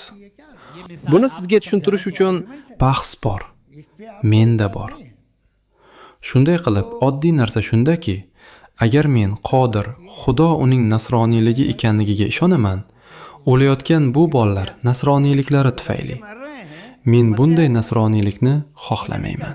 Shifokor o'qimishli. yaxshi. Ha, buni Xudo yaratgan. Bu Siz hali meni to'liq eshitmadingiz. Men sizning barcha dalillaringiz ikkita noto'g'ri taxminga asoslanganligini aytdim. Men sizga yolg'on taxmin aytdim. Ikkinchi noto'g'ri taxmin shuki, bu dunyoda yovuzlikning mavjudligi uchun yaxshi sabablar yo'q. Bizda esa yomon sabablar bor. Bizda ba'z vujuhat sovg'asi bor. Bertrand Rassel juda yaxshi gap aytdi. Nega ishonaman? Agar zulmat bo'lmasa, yorug'likni Juda yaxshi. Endi yana biroz tinglang. Hali ko'proq narsa bor. Ikkinchida, zo'rlash bo'lmasa, ayollarning qadr-qimmati haqida qayg'urayotganingiz menga yoqdi. Xo'sh, endi bu cheksiz regress haqida nima deb o'ylaysiz? Bolalar o'ldirilmas ekan. Siz bolalarning aybsizligini hurmat qilasiz. To'liq javobni eshitmadingiz. Nima gap? Men sizga yolg'on taxmin aytdim. To'liq javobni eshitmadingiz. Sen tingla, meni tingla. Men bunday nasroniylikni xohlamayman. Ikkinchidan, biz bu dunyoga sinov uchun kelganmiz. Sinovdan o'tmoqdamiz va har bir inson turlicha sinovdan o'tadi. Va agar bu dunyoda yovuzlik mavjud bo'lsa, u bizning ichimizdadir. Yo'q, agar ichimizda va bu dunyoda yomonlik bo'lmasa, aytingchi, sinovning ma'nosi nima edi? Doktorga borsak, dori bergan bo'lsa, shuncha ilmingiz, aqlingiz bo'lmasa, nega bu dorini berdingiz demaymiz. O'zaro savollarning ushbu bosqichi shu yerda tugaydi. Agar biz bu dunyoga sinov uchun kelgan bo'lsak, unda yaxshilik ham, yomonlik ham borligi aniq. Bu halokatga sabab bo'lmoqda va ko'proq vayronagarchiliklar yuz bermoqda. Xo'sh, agar yaxshilik ham, yomonlik ham mavjud bo'lsa, bu yomonlikni ham Xudo yaratganmi? Ha, buni Xudo yaratgan. Uni ishlatish bu noto'g'ri. yaxshi narsa. Shuning uchun uni yoqtirmaymiz. Albatta Alloh yaratgan. Hozir dunyoda odamlarning aksariyati yovuz. Demak, bu Xudo menga yomon tomonda bo'lib tuyuladi. Albatta Alloh yaratgan. Menda ham mantiq bor. Nima haqida gapiryapsiz, uka? Kim munsif bo'lishidan qat'iy nazar, o'z uying kattasi bo'ladimi, tashkiloting bo'ladimi? Boshqa odamlarning oliyjanob ekanligini isbotlash uchun o'sha yerda yomonlikni saqlaysan. Menga quloq soling. Agar imtihonchi noto'g'ri variantni bersa, unda noto'g'ri variantni tanlagan imtihonchi yomon emas. Agar imtihonchi noto'g'ri variantni bersa, unda noto'g'ri variantni tanlagan imtihonchi yomon emas. U muvaffaqiyatsiz bo'ladi. Yaratgan yovuzlikni yaratdi, lekin u yovuz emas. Ha, meni bir daqiqa tinglang, janob. To'liq bo'lsin, janob. U muvaffaqiyatsiz bo'ladi. Albatta aytsangiz, pichoqni yasagan kishi xato qilmaydi. Pichoqni noto'g'ri ishlatgan kishi xato qiladi. Agar zulmat bo'lmasa, yorug'likni qanday tushunasiz? Qanday qilib zo'rlashdan noto'g'ri foydalanish kerak? Shunda siz demasligingiz kerak deb o'ylayman. Qanday qilib zo'rlash suiiste'mol qilinadi? Ha, men sizga aytyapman. Men sizga aytyapman. Sizga aytaman. Bu dunyoda yovuzlikning ko'p shakllari mavjud. Har doim biroz vaqtni anglatadi. Xalq qaror qiladi. U iroda erkinligini suiiste'mol qilmoqda. U jazolanishi kerak va uning uchun do'zax yaratilgan. Har doim vaqt bor. Shuning uchun qanday deysiz? U doimo bo'lgan va bo'ladi. Agar biror yomonlik qilsang yoki yomonlik qilsang, bu iroda erkinligi deyiladi. Men Shimoliy qutbni ko'rmaganman, lekin Shimoliy qutb borligiga ishonaman. 7 milliard iroda erkinligi va agar odam meni o'z ixtiyori bilan o'ldirsa, men Xudoning irodasi bilan yoki uning ixtiyori tufayli o'laman. Qanday foydalanyapsiz? Bu biz ko'rayotgan narsa. Yaratgan yomonlikni sinov uchun yaratgan. U yovuz emas. O'sha odammi? Shunday qilib ayting. वो इंसान जिम्मेदार है U jazolanadi. जी और उसको सजा मिलेगी Demak endi siz Allohmi yoki Xudomi? Kechirasiz, Alloh emas. Hayotni faqat Alloh beradi va o'limni faqat Alloh beradi. Bu noto'g'ri. Umuman noto'g'ri emas. Bu iroda erkinligi qoidasini yaratdi. U o'lim va Bu hayot manba qoidasini yaratdi. qayerdan ekanligini bilaman. Siz mantiqiysiz. U buni noto'g'ri ishlatdi. Kelishdikmi? Siz esa Xudo haqida mulohaza yuritishimni xohlaysiz. Men bu yerda milliard erkin irodaga qarashim kerakmi yoki yo'qmi? Men teleskop orqali ko'rganim 2 milliard yorug'lik yili. Va agar bu dunyoda yovuzlik mavjud bo'lsa, u bizning अगर ichimizdadir. खुदा नहीं है for example Xo'sh, तो आप evil को qanday कैसे qilib decide yovuzlikni yo'q करेंगे? यानी qilasiz? how can you define evil Hikoya objectively tugashi without mumkin God? edi. 7 milliard erkin iroda. Erkin irodalar bu sayyorada harakat qiladi. Qarang, dunyoda 2 xil hayvonlar bor. O'rmonda yolg'iz yashaydigan va guruh bo'lib yashaydigan kishi. Guruhda nima bo'lishidan qat'iy nazar, u sizning poydevoringiz. Xoh u klub, xoh u siyosiy partiya, xoh har qanday bo'linma bo'ladimi? Siz u bilan o'zaro aloqada bo'lish uchun qoidalarni ishlab chiqishingiz kerak bo'ladi. Men Shimoliy qutbni ko'rmaganman. Lekin Shimoliy qutb borligiga ishonaman. आपका फाउंडेशन तो ये हो गया ना कि लोग he will decide करेंगे. Sizning asosingiz shundaki, odamlar dunyoda yovuzlikni zo'rlashni hal qiladi. doiraviy vaziyatlarda oqlangan deb hisoblaydigan bu dunyoda guruhlar. yomonlik bo'lmasa, Ko'pchilik yomonlik bilan yaxshilik o'rtasida qaror qabul qiladi, deyapsiz.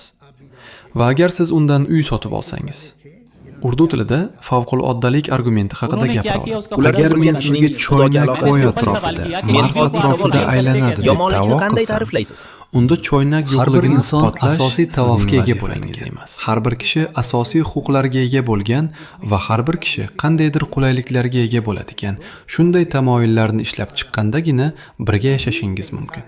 Bu bir nechta odamga ega bo'lgan har qanday tashkilotning yo'li va hayot shunday ishlaydi. Agar siz u bilan aralashsangiz, halokat, yo'qotish va halokat bo'ladi. Va agar siz undan uy sotib olsangiz, va qanchalik oson tushuntira olaman. Endi birga yashash va bir-biringizga ishonish uchun sizga qandaydir kelishuv kerak. Muftiy Shamoil Nadviy va Javed Axtar sahob o'rtasida Xudo bormi? Sizningcha bu 14 milliard yil davom etgan deb ishoniladi.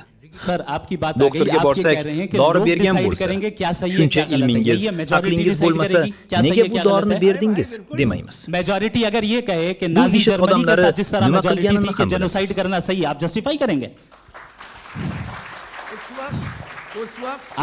आपका ये Agar ko'pchilik fashistlar Germaniyasi bilan kirganidek genotsid qilish to'g'ri desa, buni oqlaysizmi? अच्छा Keling, planet bunga की javob majority beraman. तय करेगी Keling, society bunga की javob नहीं, beraman. Planet की majority Bu God के koinot एक्जिस्टेंस को qanchalik सही मानती है, uzoqqa आप क्यों नहीं cho'zilgan? मानते? Nega rozi bo'lmaysiz? Bizga aniq dalillar keltiring. O'zaro savollarning ushbu bosqichi shu yerda tugaydi. Lekin simob yuqoriga ko'tarilishi uchun bu tarzda Keling, bunga parchalangani javob juda yaxshi. beraman. Keling, siz tanlagan formatga amal qilaylik. Bu qachondan beri sodir bo'ldi va qancha davom etadi? नहीं आप तो मेजॉरिटी की बात कर रहे हैं. Ko'pchilik nima आप qilsa ये कह ham रहे हैं to'g'ri evil bo'ladi. और good को Birodar, decide मेजॉरिटी men करेगी. yaxshi मेजॉरिटी जो कर odamlarga दे वो सही हो ishonib जाएगा. moderatsiyaga qaror qildim. Ha, 5 daqiqa vaqtingiz bor. Yakunlovchi dalil. Shundan so'ng biz tinglovchilardan savol-javob olamiz. Javed sahibning yakuniy bahsidan keyin. Okay. Bizning mavzuimiz Xudo bor. जो Nega topic है tarqalmoqda? Does God exist Men ko'p dalillar keltiraman deb o'ylagan edim. Nega to'xtayapsiz? 2 milliard yil. Agar men soniyada 80 ming mil yursam, u yerga 200 million yilda yetib boraman. Ko'p argumentlar bor va aniq dalillar bor. Va ular mening dalillarimni bir raundda ham qiziqtirishmadi yoki rad etishmadi. Hatto bir raundda ham, bir turda ham emas. एक राउंड में भी नहीं, एक राउंड में भी नहीं. और ना Qaysi ही biri? Argument of Va ikkalasi ham. अरे मैं आपसे कई बार कह चुका हूँ कंटीजेंसी का मतलब अब मैं कैसे Janob, समझाऊं आपको? Sizning yakuniy और bahsingiz कितने hozir आसानी से keladimi? समझाऊं मैं? मुझे तो Menga समझ में आ रहा aytmang. है. आप अपनी आर्ग्यूमेंट ऑफ कंटीजेंसी उर्दू में बोल सकते हैं आप अपनी बात पूरी कर लें. जी. आखिरी 4 मिनट. दूसरी Men चीज sizga ko'p marta kutilmaganlik nimani Hech bir din anglatishini barcha aytdim. savollarni berishga ruxsat Endi bermaydi. men Va qanday juda ko'p savol berishni tushuntiraman? taqiqlaydi. Siz Va adashasiz.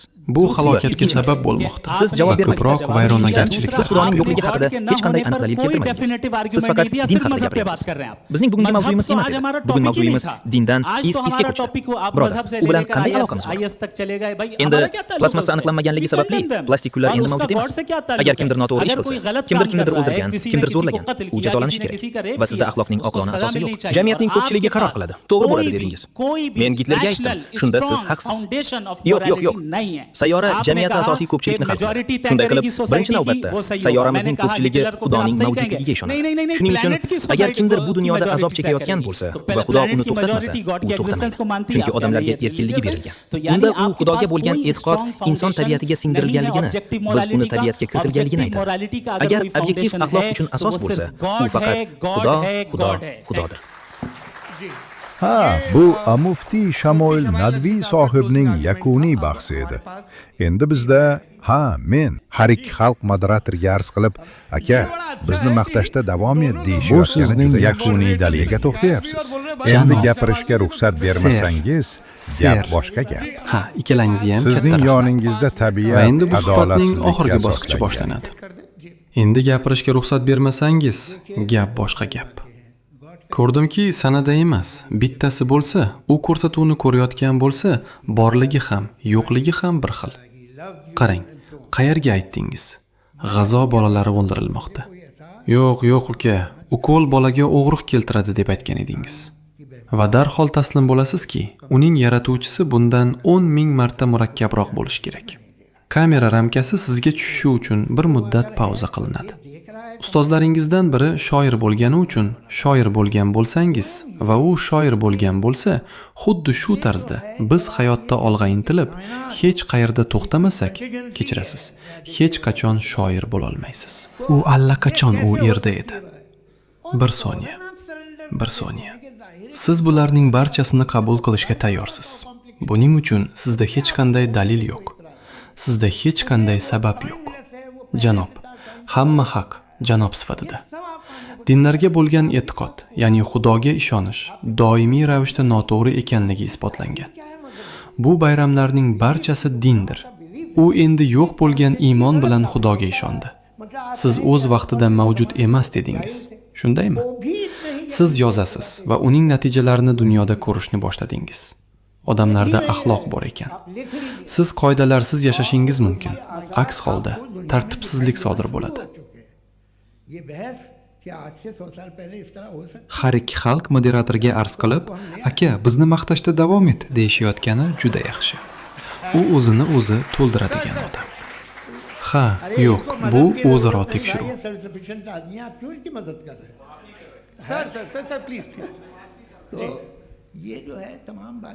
Ha, buni aytib o'tganingiz juda yaxshi. Bu paket. Qarang, qayerga aytdingiz? G'azo bolalari o'ldirilmoqda. U juda ko'p jihozlar bilan birga keladi. Bu Chandogya Upanishad. Ular faqat ular jamiyatda har doim tanlovlarni yaratganlar. Men sizga shunchaki dunyoda 10 ta muhim e'tiqod borligini taklif qilaman. Nega yo'q? Iltimos, men savollar beryapman. Men ahmoqlikni ateizm deyman. U boshqa xudoga ishonmaydi. U faqat bitta xudoga, o'zinikiga ishonadi. Uning aytishicha, qolganlari noto'g'ri. Agar siz ishonishni to'xtatsangiz, unda siz haq ekanligingizning 10% va noto'g'ri ekanligingizning 90% ehtimoli bor. Shunday qilib, men kimnidir ovqatlantirishim kerak bo'ladi. Siz 40% daromad olasiz. Kvotadan qanday foydalanaman? Bu bema'ni fikr. Bu nihoyasiga yetmoqda. Bu mening hayotimda bo'lmasligi mumkin, lekin shunday bo'ladi. Qanday narsalar metafizik bo'lsa, ularga shunday hurmatli atamalarni bering. Bular fizikani ham, metani ham bilmagan odamlarga tegishli. Ikkalasi ham muhim loviya talab qiladi.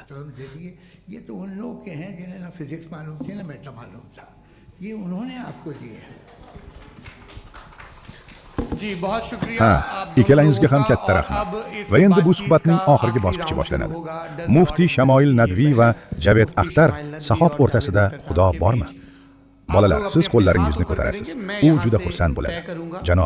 Janob, siz ko'proq savollar berishingiz mumkin, lekin ikkita javob berishga ijozat bering. Biri u tarafda, biri bu tomonda. Xo'sh, birinchi navbatda bizning hamkasbimiz Mariya Shakilji savol beradi. Atcha, doyam deb, Kajir Muxlif degani Qojir Muxlif. Hamma narsaga qodir degani. Sizning amaliyotingiz televizor uchun. Iltimos. Nadviy janob, men Xudoga ishonaman. Avvalo, men shu asosdan boshlayman va sizga aytamanki, men roziman. Lekin Javed sahib ko'targan ba'zi savollar mavjud. U donolik egasidir. Birinchi savol shundaki, G'azoda yillar davomida kichik bolalar o'lmoqda. Alloh ularga mehribon bo'lsa. Men sizga nima bo'layotganini aytayapman. Ikkinchisi, agar siz kutilmagan holatlar haqida gapirsangiz, nega butun musulmon jamoati o'sha G'azo bolalari yig'ilganda ham qutqara olmaydi? Chunki Alloh taolo ularning ustidan hukmronlik qilishini, hamma ustidan hukmronlik qilishini xohlasalar, nega ularni o'ynamaydilar? Jamiyatning ko'pchiligi qaror qiladi. To'g'ri bo'ladi dedingiz. Katta rahmat. Buni aytib o'tganingiz juda yaxshi. Keling, buni yaxshiroq tushuntirishga harakat qilaman. Qarang, qayerga aytdingiz? G'azo bolalari o'ldirilmoqda. Qarang, ikki dunyoqarashi bor. Biri ateistik dunyoqarash, biri teistik dunyoqarash. Siz bu ishni biz uchun qilish uchun ibodat qilasiz. Ammo bizning dunyoqarashimiz mukofot borligini aytadi. Ularning o'limlari behuda bo'lishini aytishadi. Ular uchun hech qanday mukofot yo'q.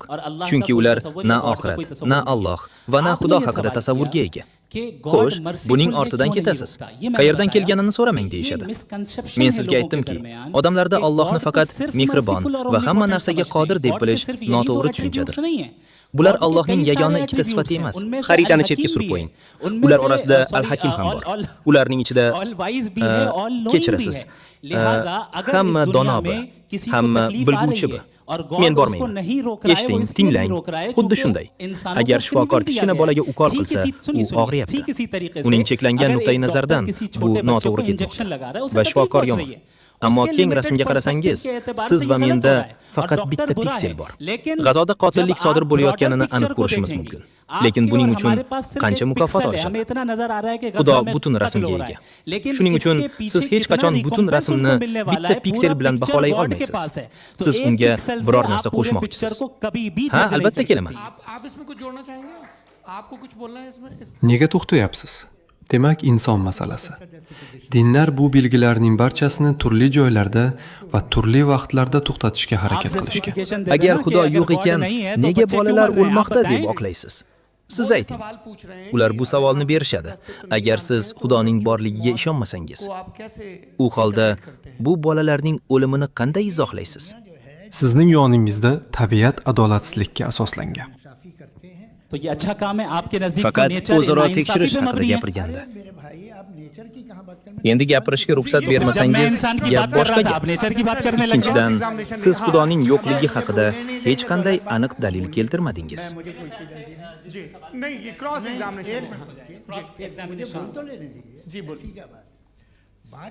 U juda xursand bo'ladi. Isroilga ko'ra u yaxshi tiklanmoqda. Bundan tashqari bu mumkin emas. Bitta noto'g'ri vositadan foydalanayotganingizni biling. Siz borib bir joyda to'xtaysiz. Bu bugun sodir bo'lmoqda. Savol: bu juda shafqatsiz, juda zo'r. Yo'q, men inyeksiya sog'liq uchun beriladi. Bu bolalarni ukol qilib xarob qilyapti deyapsizmi? Vitaminlardanmi? Injection तो हेल्थ के लिए दिया जाता है. आप ये कह रहे हैं कि ये बच्चों की जो धज्जियां उड़ रही हैं ये इंजेक्शन है. Bu sinov. Bu sinov va bu sinovda ular sizning tasavvuringizdan tashqari mukofotga ega bo'lishadi. Voy, u qabul qilmayapti. Biz ishonamizki, Alloh taoloning qudratiga. Nega o'sha bolalar o'lyapti? Ilm bu dinning sanasi. Keling, keyingi savolni olaylik. Professor Purushottam Aggarwal. Muftiy sohib, sizdan bir iltimosim borki, hech bo'lmaganda bizning bugungi mavzuimiz emas edi. Bularning barchasi Brahmandir. O'z ixtiyorim va insoniy donoligim natijasida g'azoda sodir bo'layotgan vahshiyliklarga qarshiman. Ammo koinot abadiy emas. Yaratuvchining o'zi yaratguvchidir. Shunday ekan, bir daqiqa iltimos. Nima bo'lishidan qat'iy nazar juda yomon bo'lmoqda. Demak, agar donolik dunyoning gunohlari va vahshiyliklarga chidashni o'z ichiga olsa, demak, agar men o'z ixtiyorim bilan unga qarshi chiqsam, bu Xudoning donoligi bilan mening ixtiyorim o'rtasida ziddiyat borligini anglatadi. Chunki men g'azoda sodir bo'layotgan har qanday narsaga qarshi chiqsam, men Xudoning irodasiga va Allohning hikmatiga qarshi chiqaman. Chunki Allohning hikmatida bir daqiqa iltimos. Shunda uning boshiga fikr keldi. Keling, bir ish qilaylik. Vaqt yaxshi o'tadi. Keling, koinot yarataylik.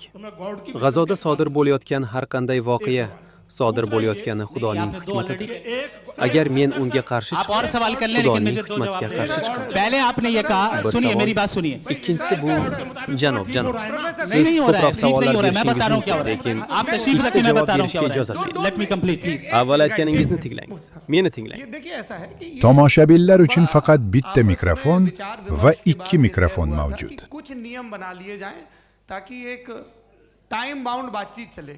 और भाई साहब, आप बड़ा जरूरी काम कर रहे हैं लेकिन कैमरे के फ्रेम में आके उस काम को गड़बड़ कर दे रहे हैं। ठीक है गुरु, अब मेरे को कहीं का गुस्सा कहीं निकालना था, सॉरी।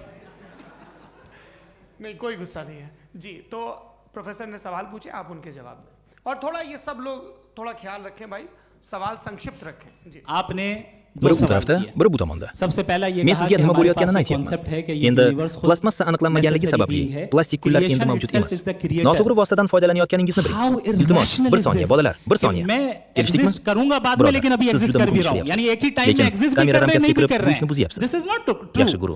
Endi दूसरी men चीज, g'azabimni आपने qayerdadir कहा chiqarishim kerak edi. कि अगर Buning sababi shundaki, Israel siz में, yo'lda ketyapsiz sorry, माफ va siz कीजिएगा, bog'ga Israel borasiz doesn't exist, va u yerda occupied gullar bilan Palestine yozilganini में ko'rasiz. अगर Men Javed Axtarni yaxshi ko'raman va men chindan ham sevaman. Men sizni yaxshi ko'raman, janob.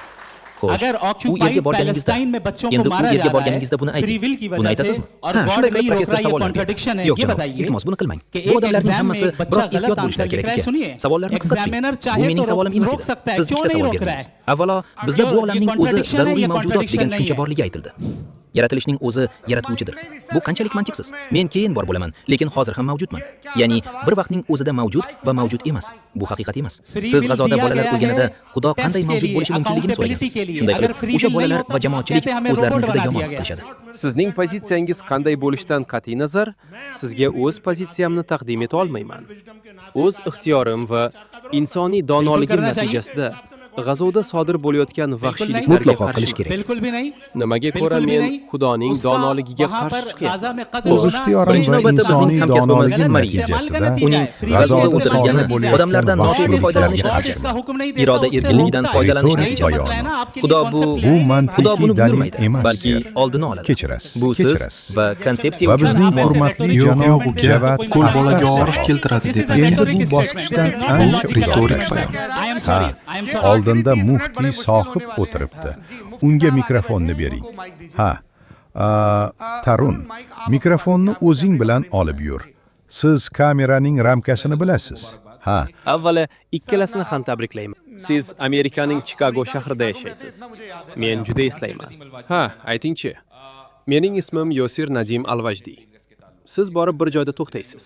Masalan, agar siz ammo koinot abadiy emas. bu uning fan bilan aloqasi. Ustozlaringizdan biri shoir bo'lgani uchun, shoir bo'lgan bo'lsangiz va u shoir bo'lgan bo'lsa, xuddi shu tarzda biz hayotda olg'a intilib, hech qayerda to'xtamasak, kechirasiz, hech qachon shoir bo'la olmaysiz. Lekin siz shoirsiz, sizning shahringiz bor. Bu sizning biror joyga yopishib qolganingizni anglatadi. Ularning o'limlari behuda bo'lishini aytishadi. Ha yoki yo'qmi? Men bularning mantiqiy noto'g'ri ekanligiga ishonmayman.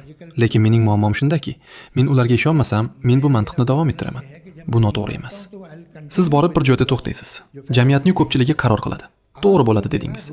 Agar men mantiqsiz, mantiqiy, dalil, guvoh, dalil bo'lmagan narsaga ishonsam va unga ishonsam, bu ahmoqlik bo'ladi. Bu okean qanday paydo bo'lgan? Bu yer qanday shakllangan? Bugun biz asta-sekin va asta-sekin bilib oldik. Bularni yaratgan odam ulardan ko'ra murakkabroq bo'lishi kerak deb hech qachon savol bermaysiz. U qanday bo'ldi? Siz mundial yengil tortasiz. O'zi ham yosh janob deyapti. Va 400 yildan keyin nasroniylik aprelni dekabrga olib keldi. Qanday muammo mavjud? Ustozlaringizdan biri shoir bo'lgani uchun, shoir bo'lgan bo'lsangiz va u shoir bo'lgan bo'lsa, xuddi shu tarzda biz hayotda olg'a intilib, hech qayerda to'xtamasak, kechirasiz, hech qachon shoir bo'la olmaysiz. Men sizga shunchaki dunyoda 10 ta muhim e'tiqod borligini taklif qilaman. Yaratuvchining o'zi yaratguvchidir. Shuncha og'irlikni ko'tara oladi, ko'tara olmaydi. Ha, moderatorga ham e'tibor bering. Yo'q, yo'q, siz uni saqlab qoldingiz. Siz saqladingiz. Javhar Razo sahob shu yerda. Barchangizga shuni aytishim kerak. Jazira qanday tashkil topgan? Chunki qotillik bizning huzurimizda sodir etilgan. Bular Allohning yagona ikkita sifati emas. Agar men mantiqsiz, mantiqiy, dalil, guvoh, dalil bo'lmagan narsaga ishonsam va unga ishonsam, bu ahmoqlik bo'ladi. Bundan hayron emasmisiz? Ammo bu juda muhim va nozik mavzu bo'lgani uchun mantiqiy dalil ham aniq va noaniq bo'lishi kerak. Siz janob, kuting. Ular orasida Al-Hakim ham bor. Agar tomoshabin qaror qilsa, moderator bo'lishdan foyda yo'q. Barchangizga shuni aytishim kerak. Bu bahs ikki kishi o'rtasida bo'ladi. Bir tomonda muftiy Sahib, bir tomonda Javed Sahib. Bu odamlar so'nggi yarim soat davomida o'z dalillarini taqdim etishdi. Siz ular bilan rozi bo'lishingiz mumkin yoki bo'lmasligingiz mumkin. O'qituvchilarim menga yuzma-yuz kelishmovchilik uchun joy bo'lishi kerakligini o'rgatishdi. Agar sizni juda hurmat qilsam, Gavhar Sahib, siz ajoyib kitoblar yozgansiz, ilmiy temperament. Lekin barchangizdan iltimos qilamanki, agar siz bu odamlarning gaplariga izoh bersangiz, vaqt cheklovi ham, ganasastra ham bo'lmaydi. Siz savol berasiz va bu savolda nima bo'lsa, o'zingizga keladi. Men Javed sahibga qo'shilmayman. Shuning uchun men Javed sahibga savollar beraman. Sizning savolingiz Javed Axtar sahibga beriladi. Savolim shuki, Javed sahib mantiqni ko'p marta ishlatgan. Fanda mantiq bor, dinda mantiq yo'q. Menimcha, dinda ham mantiq bor. Ammo bu mantiqning asosi siz to'xtashingizdir. Bu haqda Javed sahib bir necha bor eslatib o'tgan. Dinlarga bo'lgan e'tiqod, ya'ni Xudoga ishonish, doimiy ravishda noto'g'ri ekanligi isbotlangan. Bu odamlar so'nggi 1,5 soat davomida o'z dalillarini taqdim etishdi. Hech kim bilmaydi. Science की लॉजिक अलग है और रिलीजन की लॉजिक अलग है। बताइए sir. Qarang, 3 ta narsa bor. Ilm bor. Biri mantiq, biri istidal va biri hech narsa. Iymon, aqida. Men aqida mantiqiga usta emasman. Iltimos, menga faktlar, mantiq va aqlga asoslangan holda tushuntiring. Men qabul qilishga tayyorman. Mening yo'qotishim nima bo'ladi? Lekin men bu tamoyilga amal qila olmayman. Aqida degani siz uni qabul qilasiz va undan shubhalanmaysiz. Bu emas. Barcha katta ilmiy narsalar haqida gapirganingizdan so'ng siz bir joyga borasiz va Xudoning mavjudligida to'xtab taslim bo'lasiz. Men taslim bo'lishga tayyor emasman. Xudoning mavjudligini isbotlash.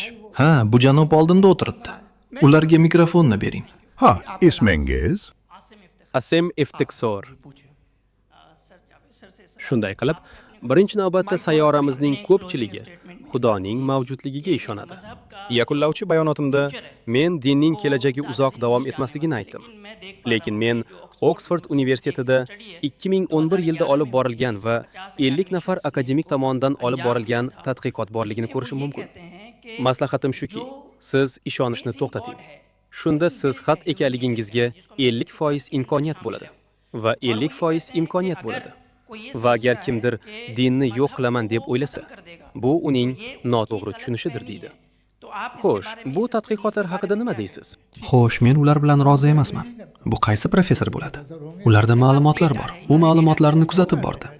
Hech qanday ma'lumot bo'lmaydi. Ma'lumotlar nima bo'lishi mumkin? Lekin men bu tamoyilga amal qila olmayman. Hozirgi ma'lumotlar bo'lishi mumkin. Ma'lumotlar.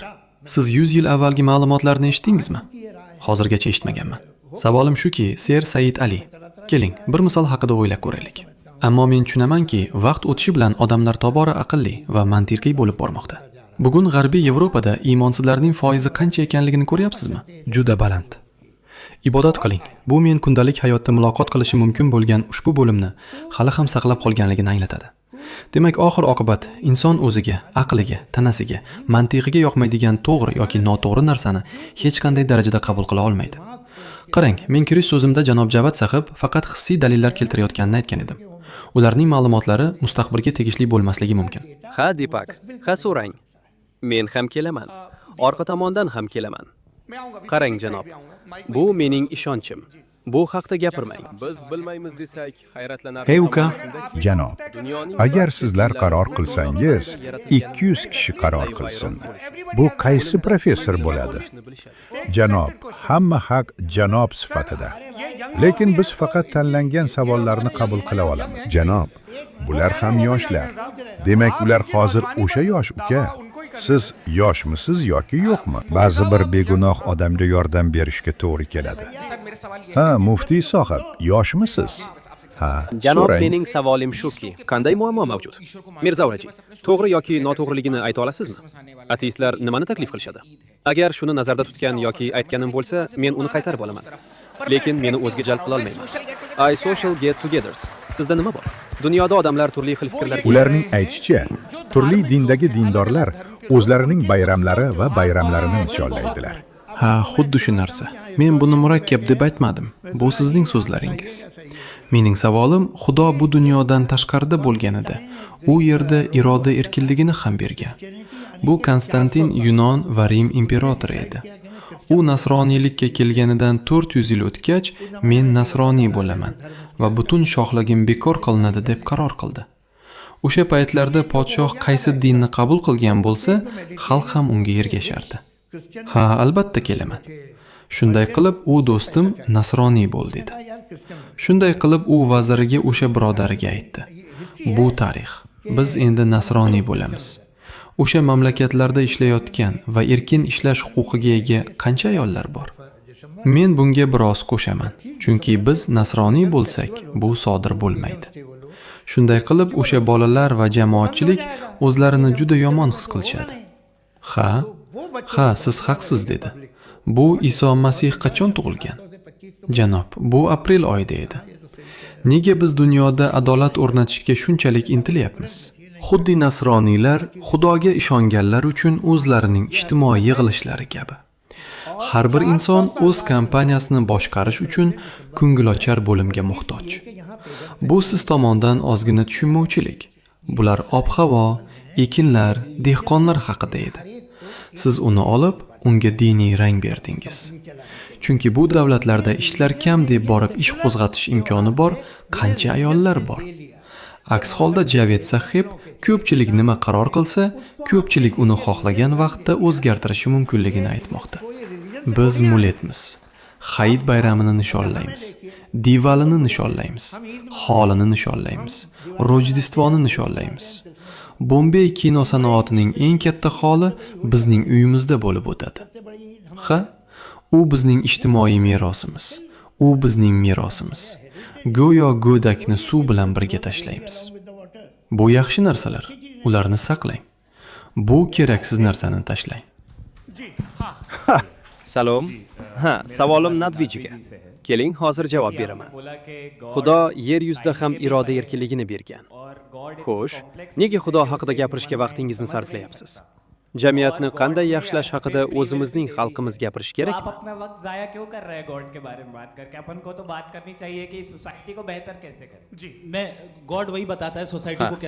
Men jamiyatni qanday yaxshilashni aytadigan Xudoman. Mirzavraji, to'g'ri yoki noto'g'riligini ayta olasizmi? Chunki obyekt bo'lgan narsalar murakkabdir. Yo'q, savolim shuki, siz aytganingizdek, Xudo juda murakkab narsa. Men buni murakkab deb aytmadim. Bu sizning so'zlaringiz. Murakkab so'zi Xudoga mos kelmaydi. Nima uchun? Chunki obyekt bo'lgan narsalar murakkabdir. Xudo siz laboratoriyada asboblar yordamida sinab ko'rishingiz mumkin bo'lgan obyekt emas. Bu juda murakkab. Yo'q, falsafiy jihatdan zarur bo'lmagan mavjudot oddiy mavjudot bo'lgan mavjudotdir. Siz uni butun donoligi haqida to'liq bilishingiz va hamma narsani bilishingiz kerak. Bu mumkin emas. Chunki u har doim, siz har doim emassiz va u Xudo. U sizga hamma narsani aytib berishi shart emas. Bu mening savolim emas edi. Mening savolim, Xudo bu dunyodan tashqarida bo'lganida, u yerda iroda erkinligini ham bergan.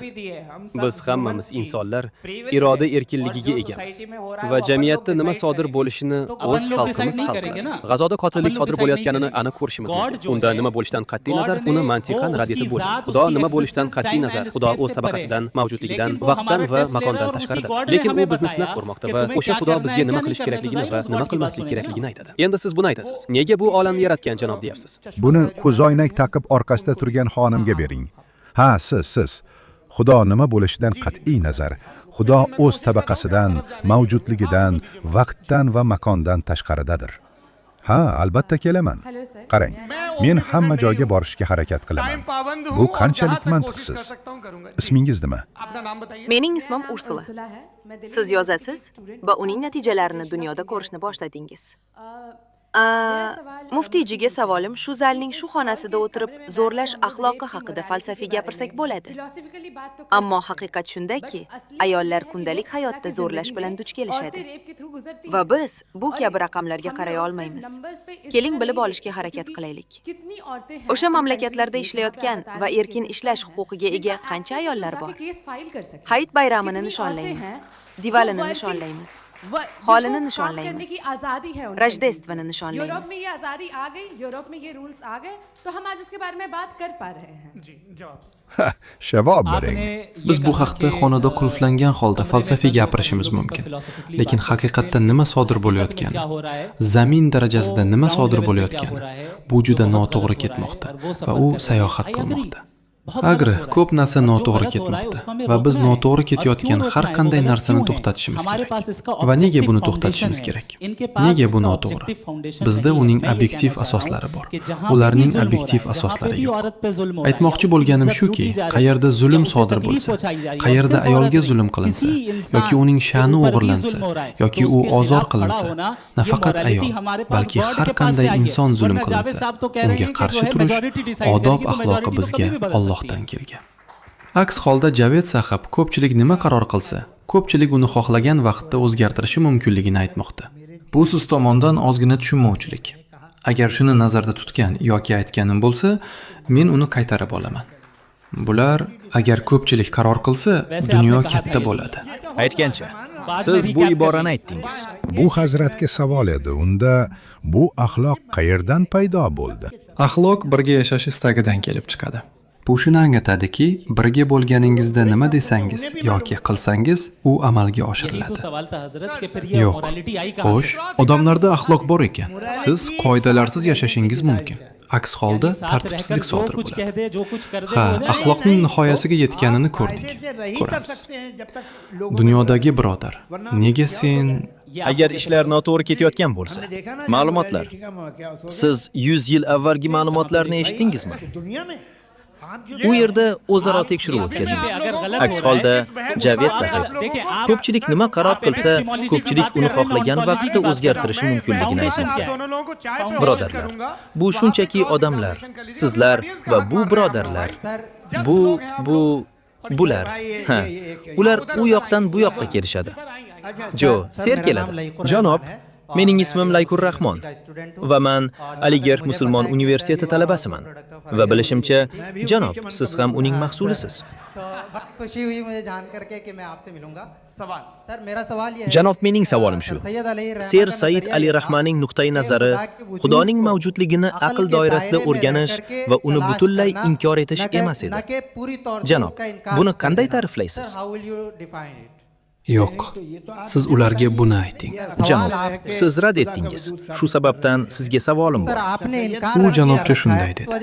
Bir soniya ser. Said aytdiki, siz Xudoning borligini aql bilan isbotlay olmaysiz. Shunaqa dedingizmi uka? Ular buni qilish mumkinligini aytishdi va bu bugun amalga oshirildi. Kashf qilish yoki isbotlash uchun. Bu aqldan aqlga qadar sodir bo'lmaydi. Hey, savolni tinglang. Keling, bilib olishga harakat qilaylik. Siz shunday dedingiz, shunday emas? Aql bilan qilish mumkin. Assalomu alaykum muftiy sahob. Va mening savolim Javed Axtar sahobga savolim. Hayit bayramini nishonlaymiz, Divalini nishonlaymiz, Xolini nishonlaymiz, Rojdestvoni nishonlaymiz. Ha, iltimos, tez so'rang. Atigi 5 daqiqa. 5 daqiqada tugaydi. Ha?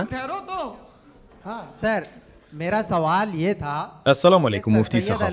Va mening savolim Javed Axtar sahobga savol. Mening savolim shuki, bugungi kunda ateistlar musulmon huquqlariga qarshi yomon argument muammosidan foydalanib, bu dunyoda juda ko'p yovuzlik bor va yo'q janob, biz uni tinglagan ekandik. Ammo bu savolda yashirin bir taxmin shuki, bu dunyoda yovuzlik mavjud. Qo'y uka, hammangiz muftiy sahibni tark etasiz. Keling, sizga biroz tushuntiraman. Yo'q janob, biz uni tinglagan ekandik. Siz G'azoda bolalar o'lganida Xudo qanday mavjud bo'lishi mumkinligini so'ragansiz. Shuning uchun tez. Shuning uchun ateizmga qarang. Ateizmga ko'ra hamma narsa tasodifiy bo'lib qoldi. Hamma narsa atomlar va molekulalardan iborat. Tosh va men o'rtasidagi farq shundaki, bizda atomlar va molekulalarning turli xil qayta tashkil etilishi mavjud. Endi odam toshni qilich bilan ikkiga bo'ladimi yoki menmi? Ateizmga ko'ra yomonlik, ateizmga ko'ra yaxshilik. Hayot shakli eshitishi, ko'rishi, ta'mi va his qilishi mumkin. Shuning uchun bu qabarqda kelgan har qanday sifat hayvonlarda ham, odamlarda ham mavjud. Demak, agar u xafa bo'lsa, u shunday sezuvchanlikka ega bo'lgani uchun jarohat olishi aniq. Tosh bunday sezgirlikka ega emas. इनको अब जवाब दे दीजिए Xo'sh, bu savol nima? Agar siz toshni kessangiz, u hech qanday og'riq keltirmaydi. Agar u sizni kessa, nega og'riqni his qilishingiz kerak? Tongda o'tir. Atheism के हिसाब से सब कुछ रैंडमली बन गया है, सब कुछ एटम्स और मॉलिक्यूल्स है। एक पत्थर में और मुझ में सिर्फ इतना फर्क है कि हम लोग एटम्स और मॉलिक्यूल्स का अलग-अलग रीअरेंजमेंट है। अब एक पत्थर को कोई इंसान तलवार से दो टुकड़ों में काट दे या मुझे, according to atheism it is same, there is no evil and good according to atheism. जी जी अच्छा, फैज साहब का सवाल ये है कि हाँ Rahmat. Hamma joyda qandaydir kamchiliklar mavjud. Iltimos, ikkalasi ham. Men sizlarga sahnadan turib aytayapmanki, vijdoningizga ozgina urg'u tushsin. Tartibni saqlashingiz kerak. Ammo dunyo qayerda eng yomon ahvolda ekaniga halol qarasangiz, oddiy shaharlik qayerda nazorat qiladi? U gapira oladi. O'z xohishiga ko'ra ishlaydi. O'z xohishiga ko'ra fikr bildira oladi. Hukumatga qarshi gapira oladi. Hukmron sinf haqida gapira oladi. Kapitalistlarga qarshi gapira oladi. Bu haqiqat. Shuning uchun agar Xudo mavjud bo'lsa, vaqt bo'lar edi degan savol noto'g'ri. Bo'lishi mumkin emas. U yerda ham kamchiliklar ko'p. Aksincha savol berish kerak. Zo'rlashning nima keragi bor? Uni sotib oling, uyda saqlang. Siz keltirgan misol tasavvur va men isbotlayotgan narsa mantiqiy zaruratdir. Lekin tinglang. Ammo haqiqat shundaki, fikr bildirish yoki gapirish erkinligi yo'q. Hamma joyda qandaydir kamchiliklar mavjud. Agar bosib olingan Falastinda bo'lsa, ikkalasi ham. agar ishg'ol qilingan Men sizlarga sahnadan turib aytayapmanki, vijdoningizga ozgina urg'u tushsin. va Xudo Tartibni buni saqlashingiz kerak. Demak, Ammo dunyo qayerda eng yomon yoki ahvolda ekanligiga iroda halol erkinligi qarasangiz, yo'q deysizmi? oddiy shaharlik Bu qayerda nazorat qarama-qarshilikni qiladi? qanday izohlaysiz? U gapira Azob, oladi, uqubatlar o'z xoshiga ko'ra ba'zilarini ishlaydi, uzoqlashtiradi, o'z xoshiga lekin ko'ra boshqalarni fikr bildira iymonga oladi. yaqinlashtiradi. Hukumatga qarshi Ishonasizmi? gapira oladi, hukmron qilib, sinf haqida endi gapira sizda oladi, hech qanday izoh yo'q. kapitalistlarga qarshi Agar gapira odam oladi. o'sha iroda Bu haqiqat. erkinligini noto'g'ri ishlab Shuning bilish uchun agar ishlatsa Xudo mavjud va bo'lsa, yaxshi vaqt hayotdan bo'lar edi umid degan bo'lsa, savol noto'g'ri. buning uchun Bo'lishi mumkin emas. U bizning yerda ham dunyoqarashimizga kamchiliklar ko'p. ko'ra noto'g'ri Aksincha ish qilgan kishi savol mukofot berish olishi kerak. kerak. To'g'ri ish Zo'rlashning qilgan nima kishi keragi esa bor? to'g'ri Uni mukofot sotib olishi oling, kerak. uyda saqlang. Shuning uchun Siz keltirgan iroda misol erkinligi shunday tasavvur bo'ladiki, va men Xudo isbotlayotgan narsa cheklangan vaqt mantiqiy uchun zaruratdir. vaqt berdi. Lekin tinglang, Katta rahmat. tinglang. Vaqti kelib Ammo imtihon haqiqat vaqti shundaki, tugaydi fikr va bildirish natija chiqadi. yoki gapirish Imtihon erkinligi yo'q. paytida sizga majburan aytilmaydi. करने की क्या जरूरत है? मगर सुनिए मगर हकीकत ये है कि वहाँ शख्सी आज़ादी राय देने की बोलने की नहीं है। जी ये Muftiy sohibga savolim bor edi.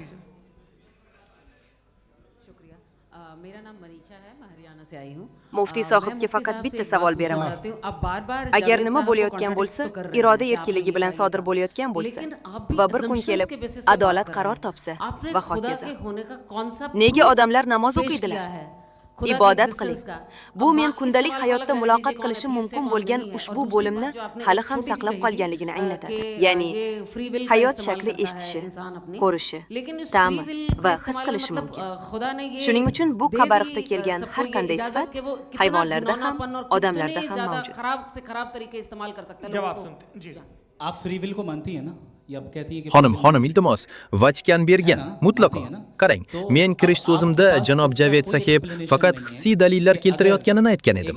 Nega biz dunyoda adolat o'rnatishga shunchalik intilyapmiz? Bu mantiqsiz narsa. Buning sababi nimada? हमारे world view Buning ortida qanday tasavvur borligini aytdim.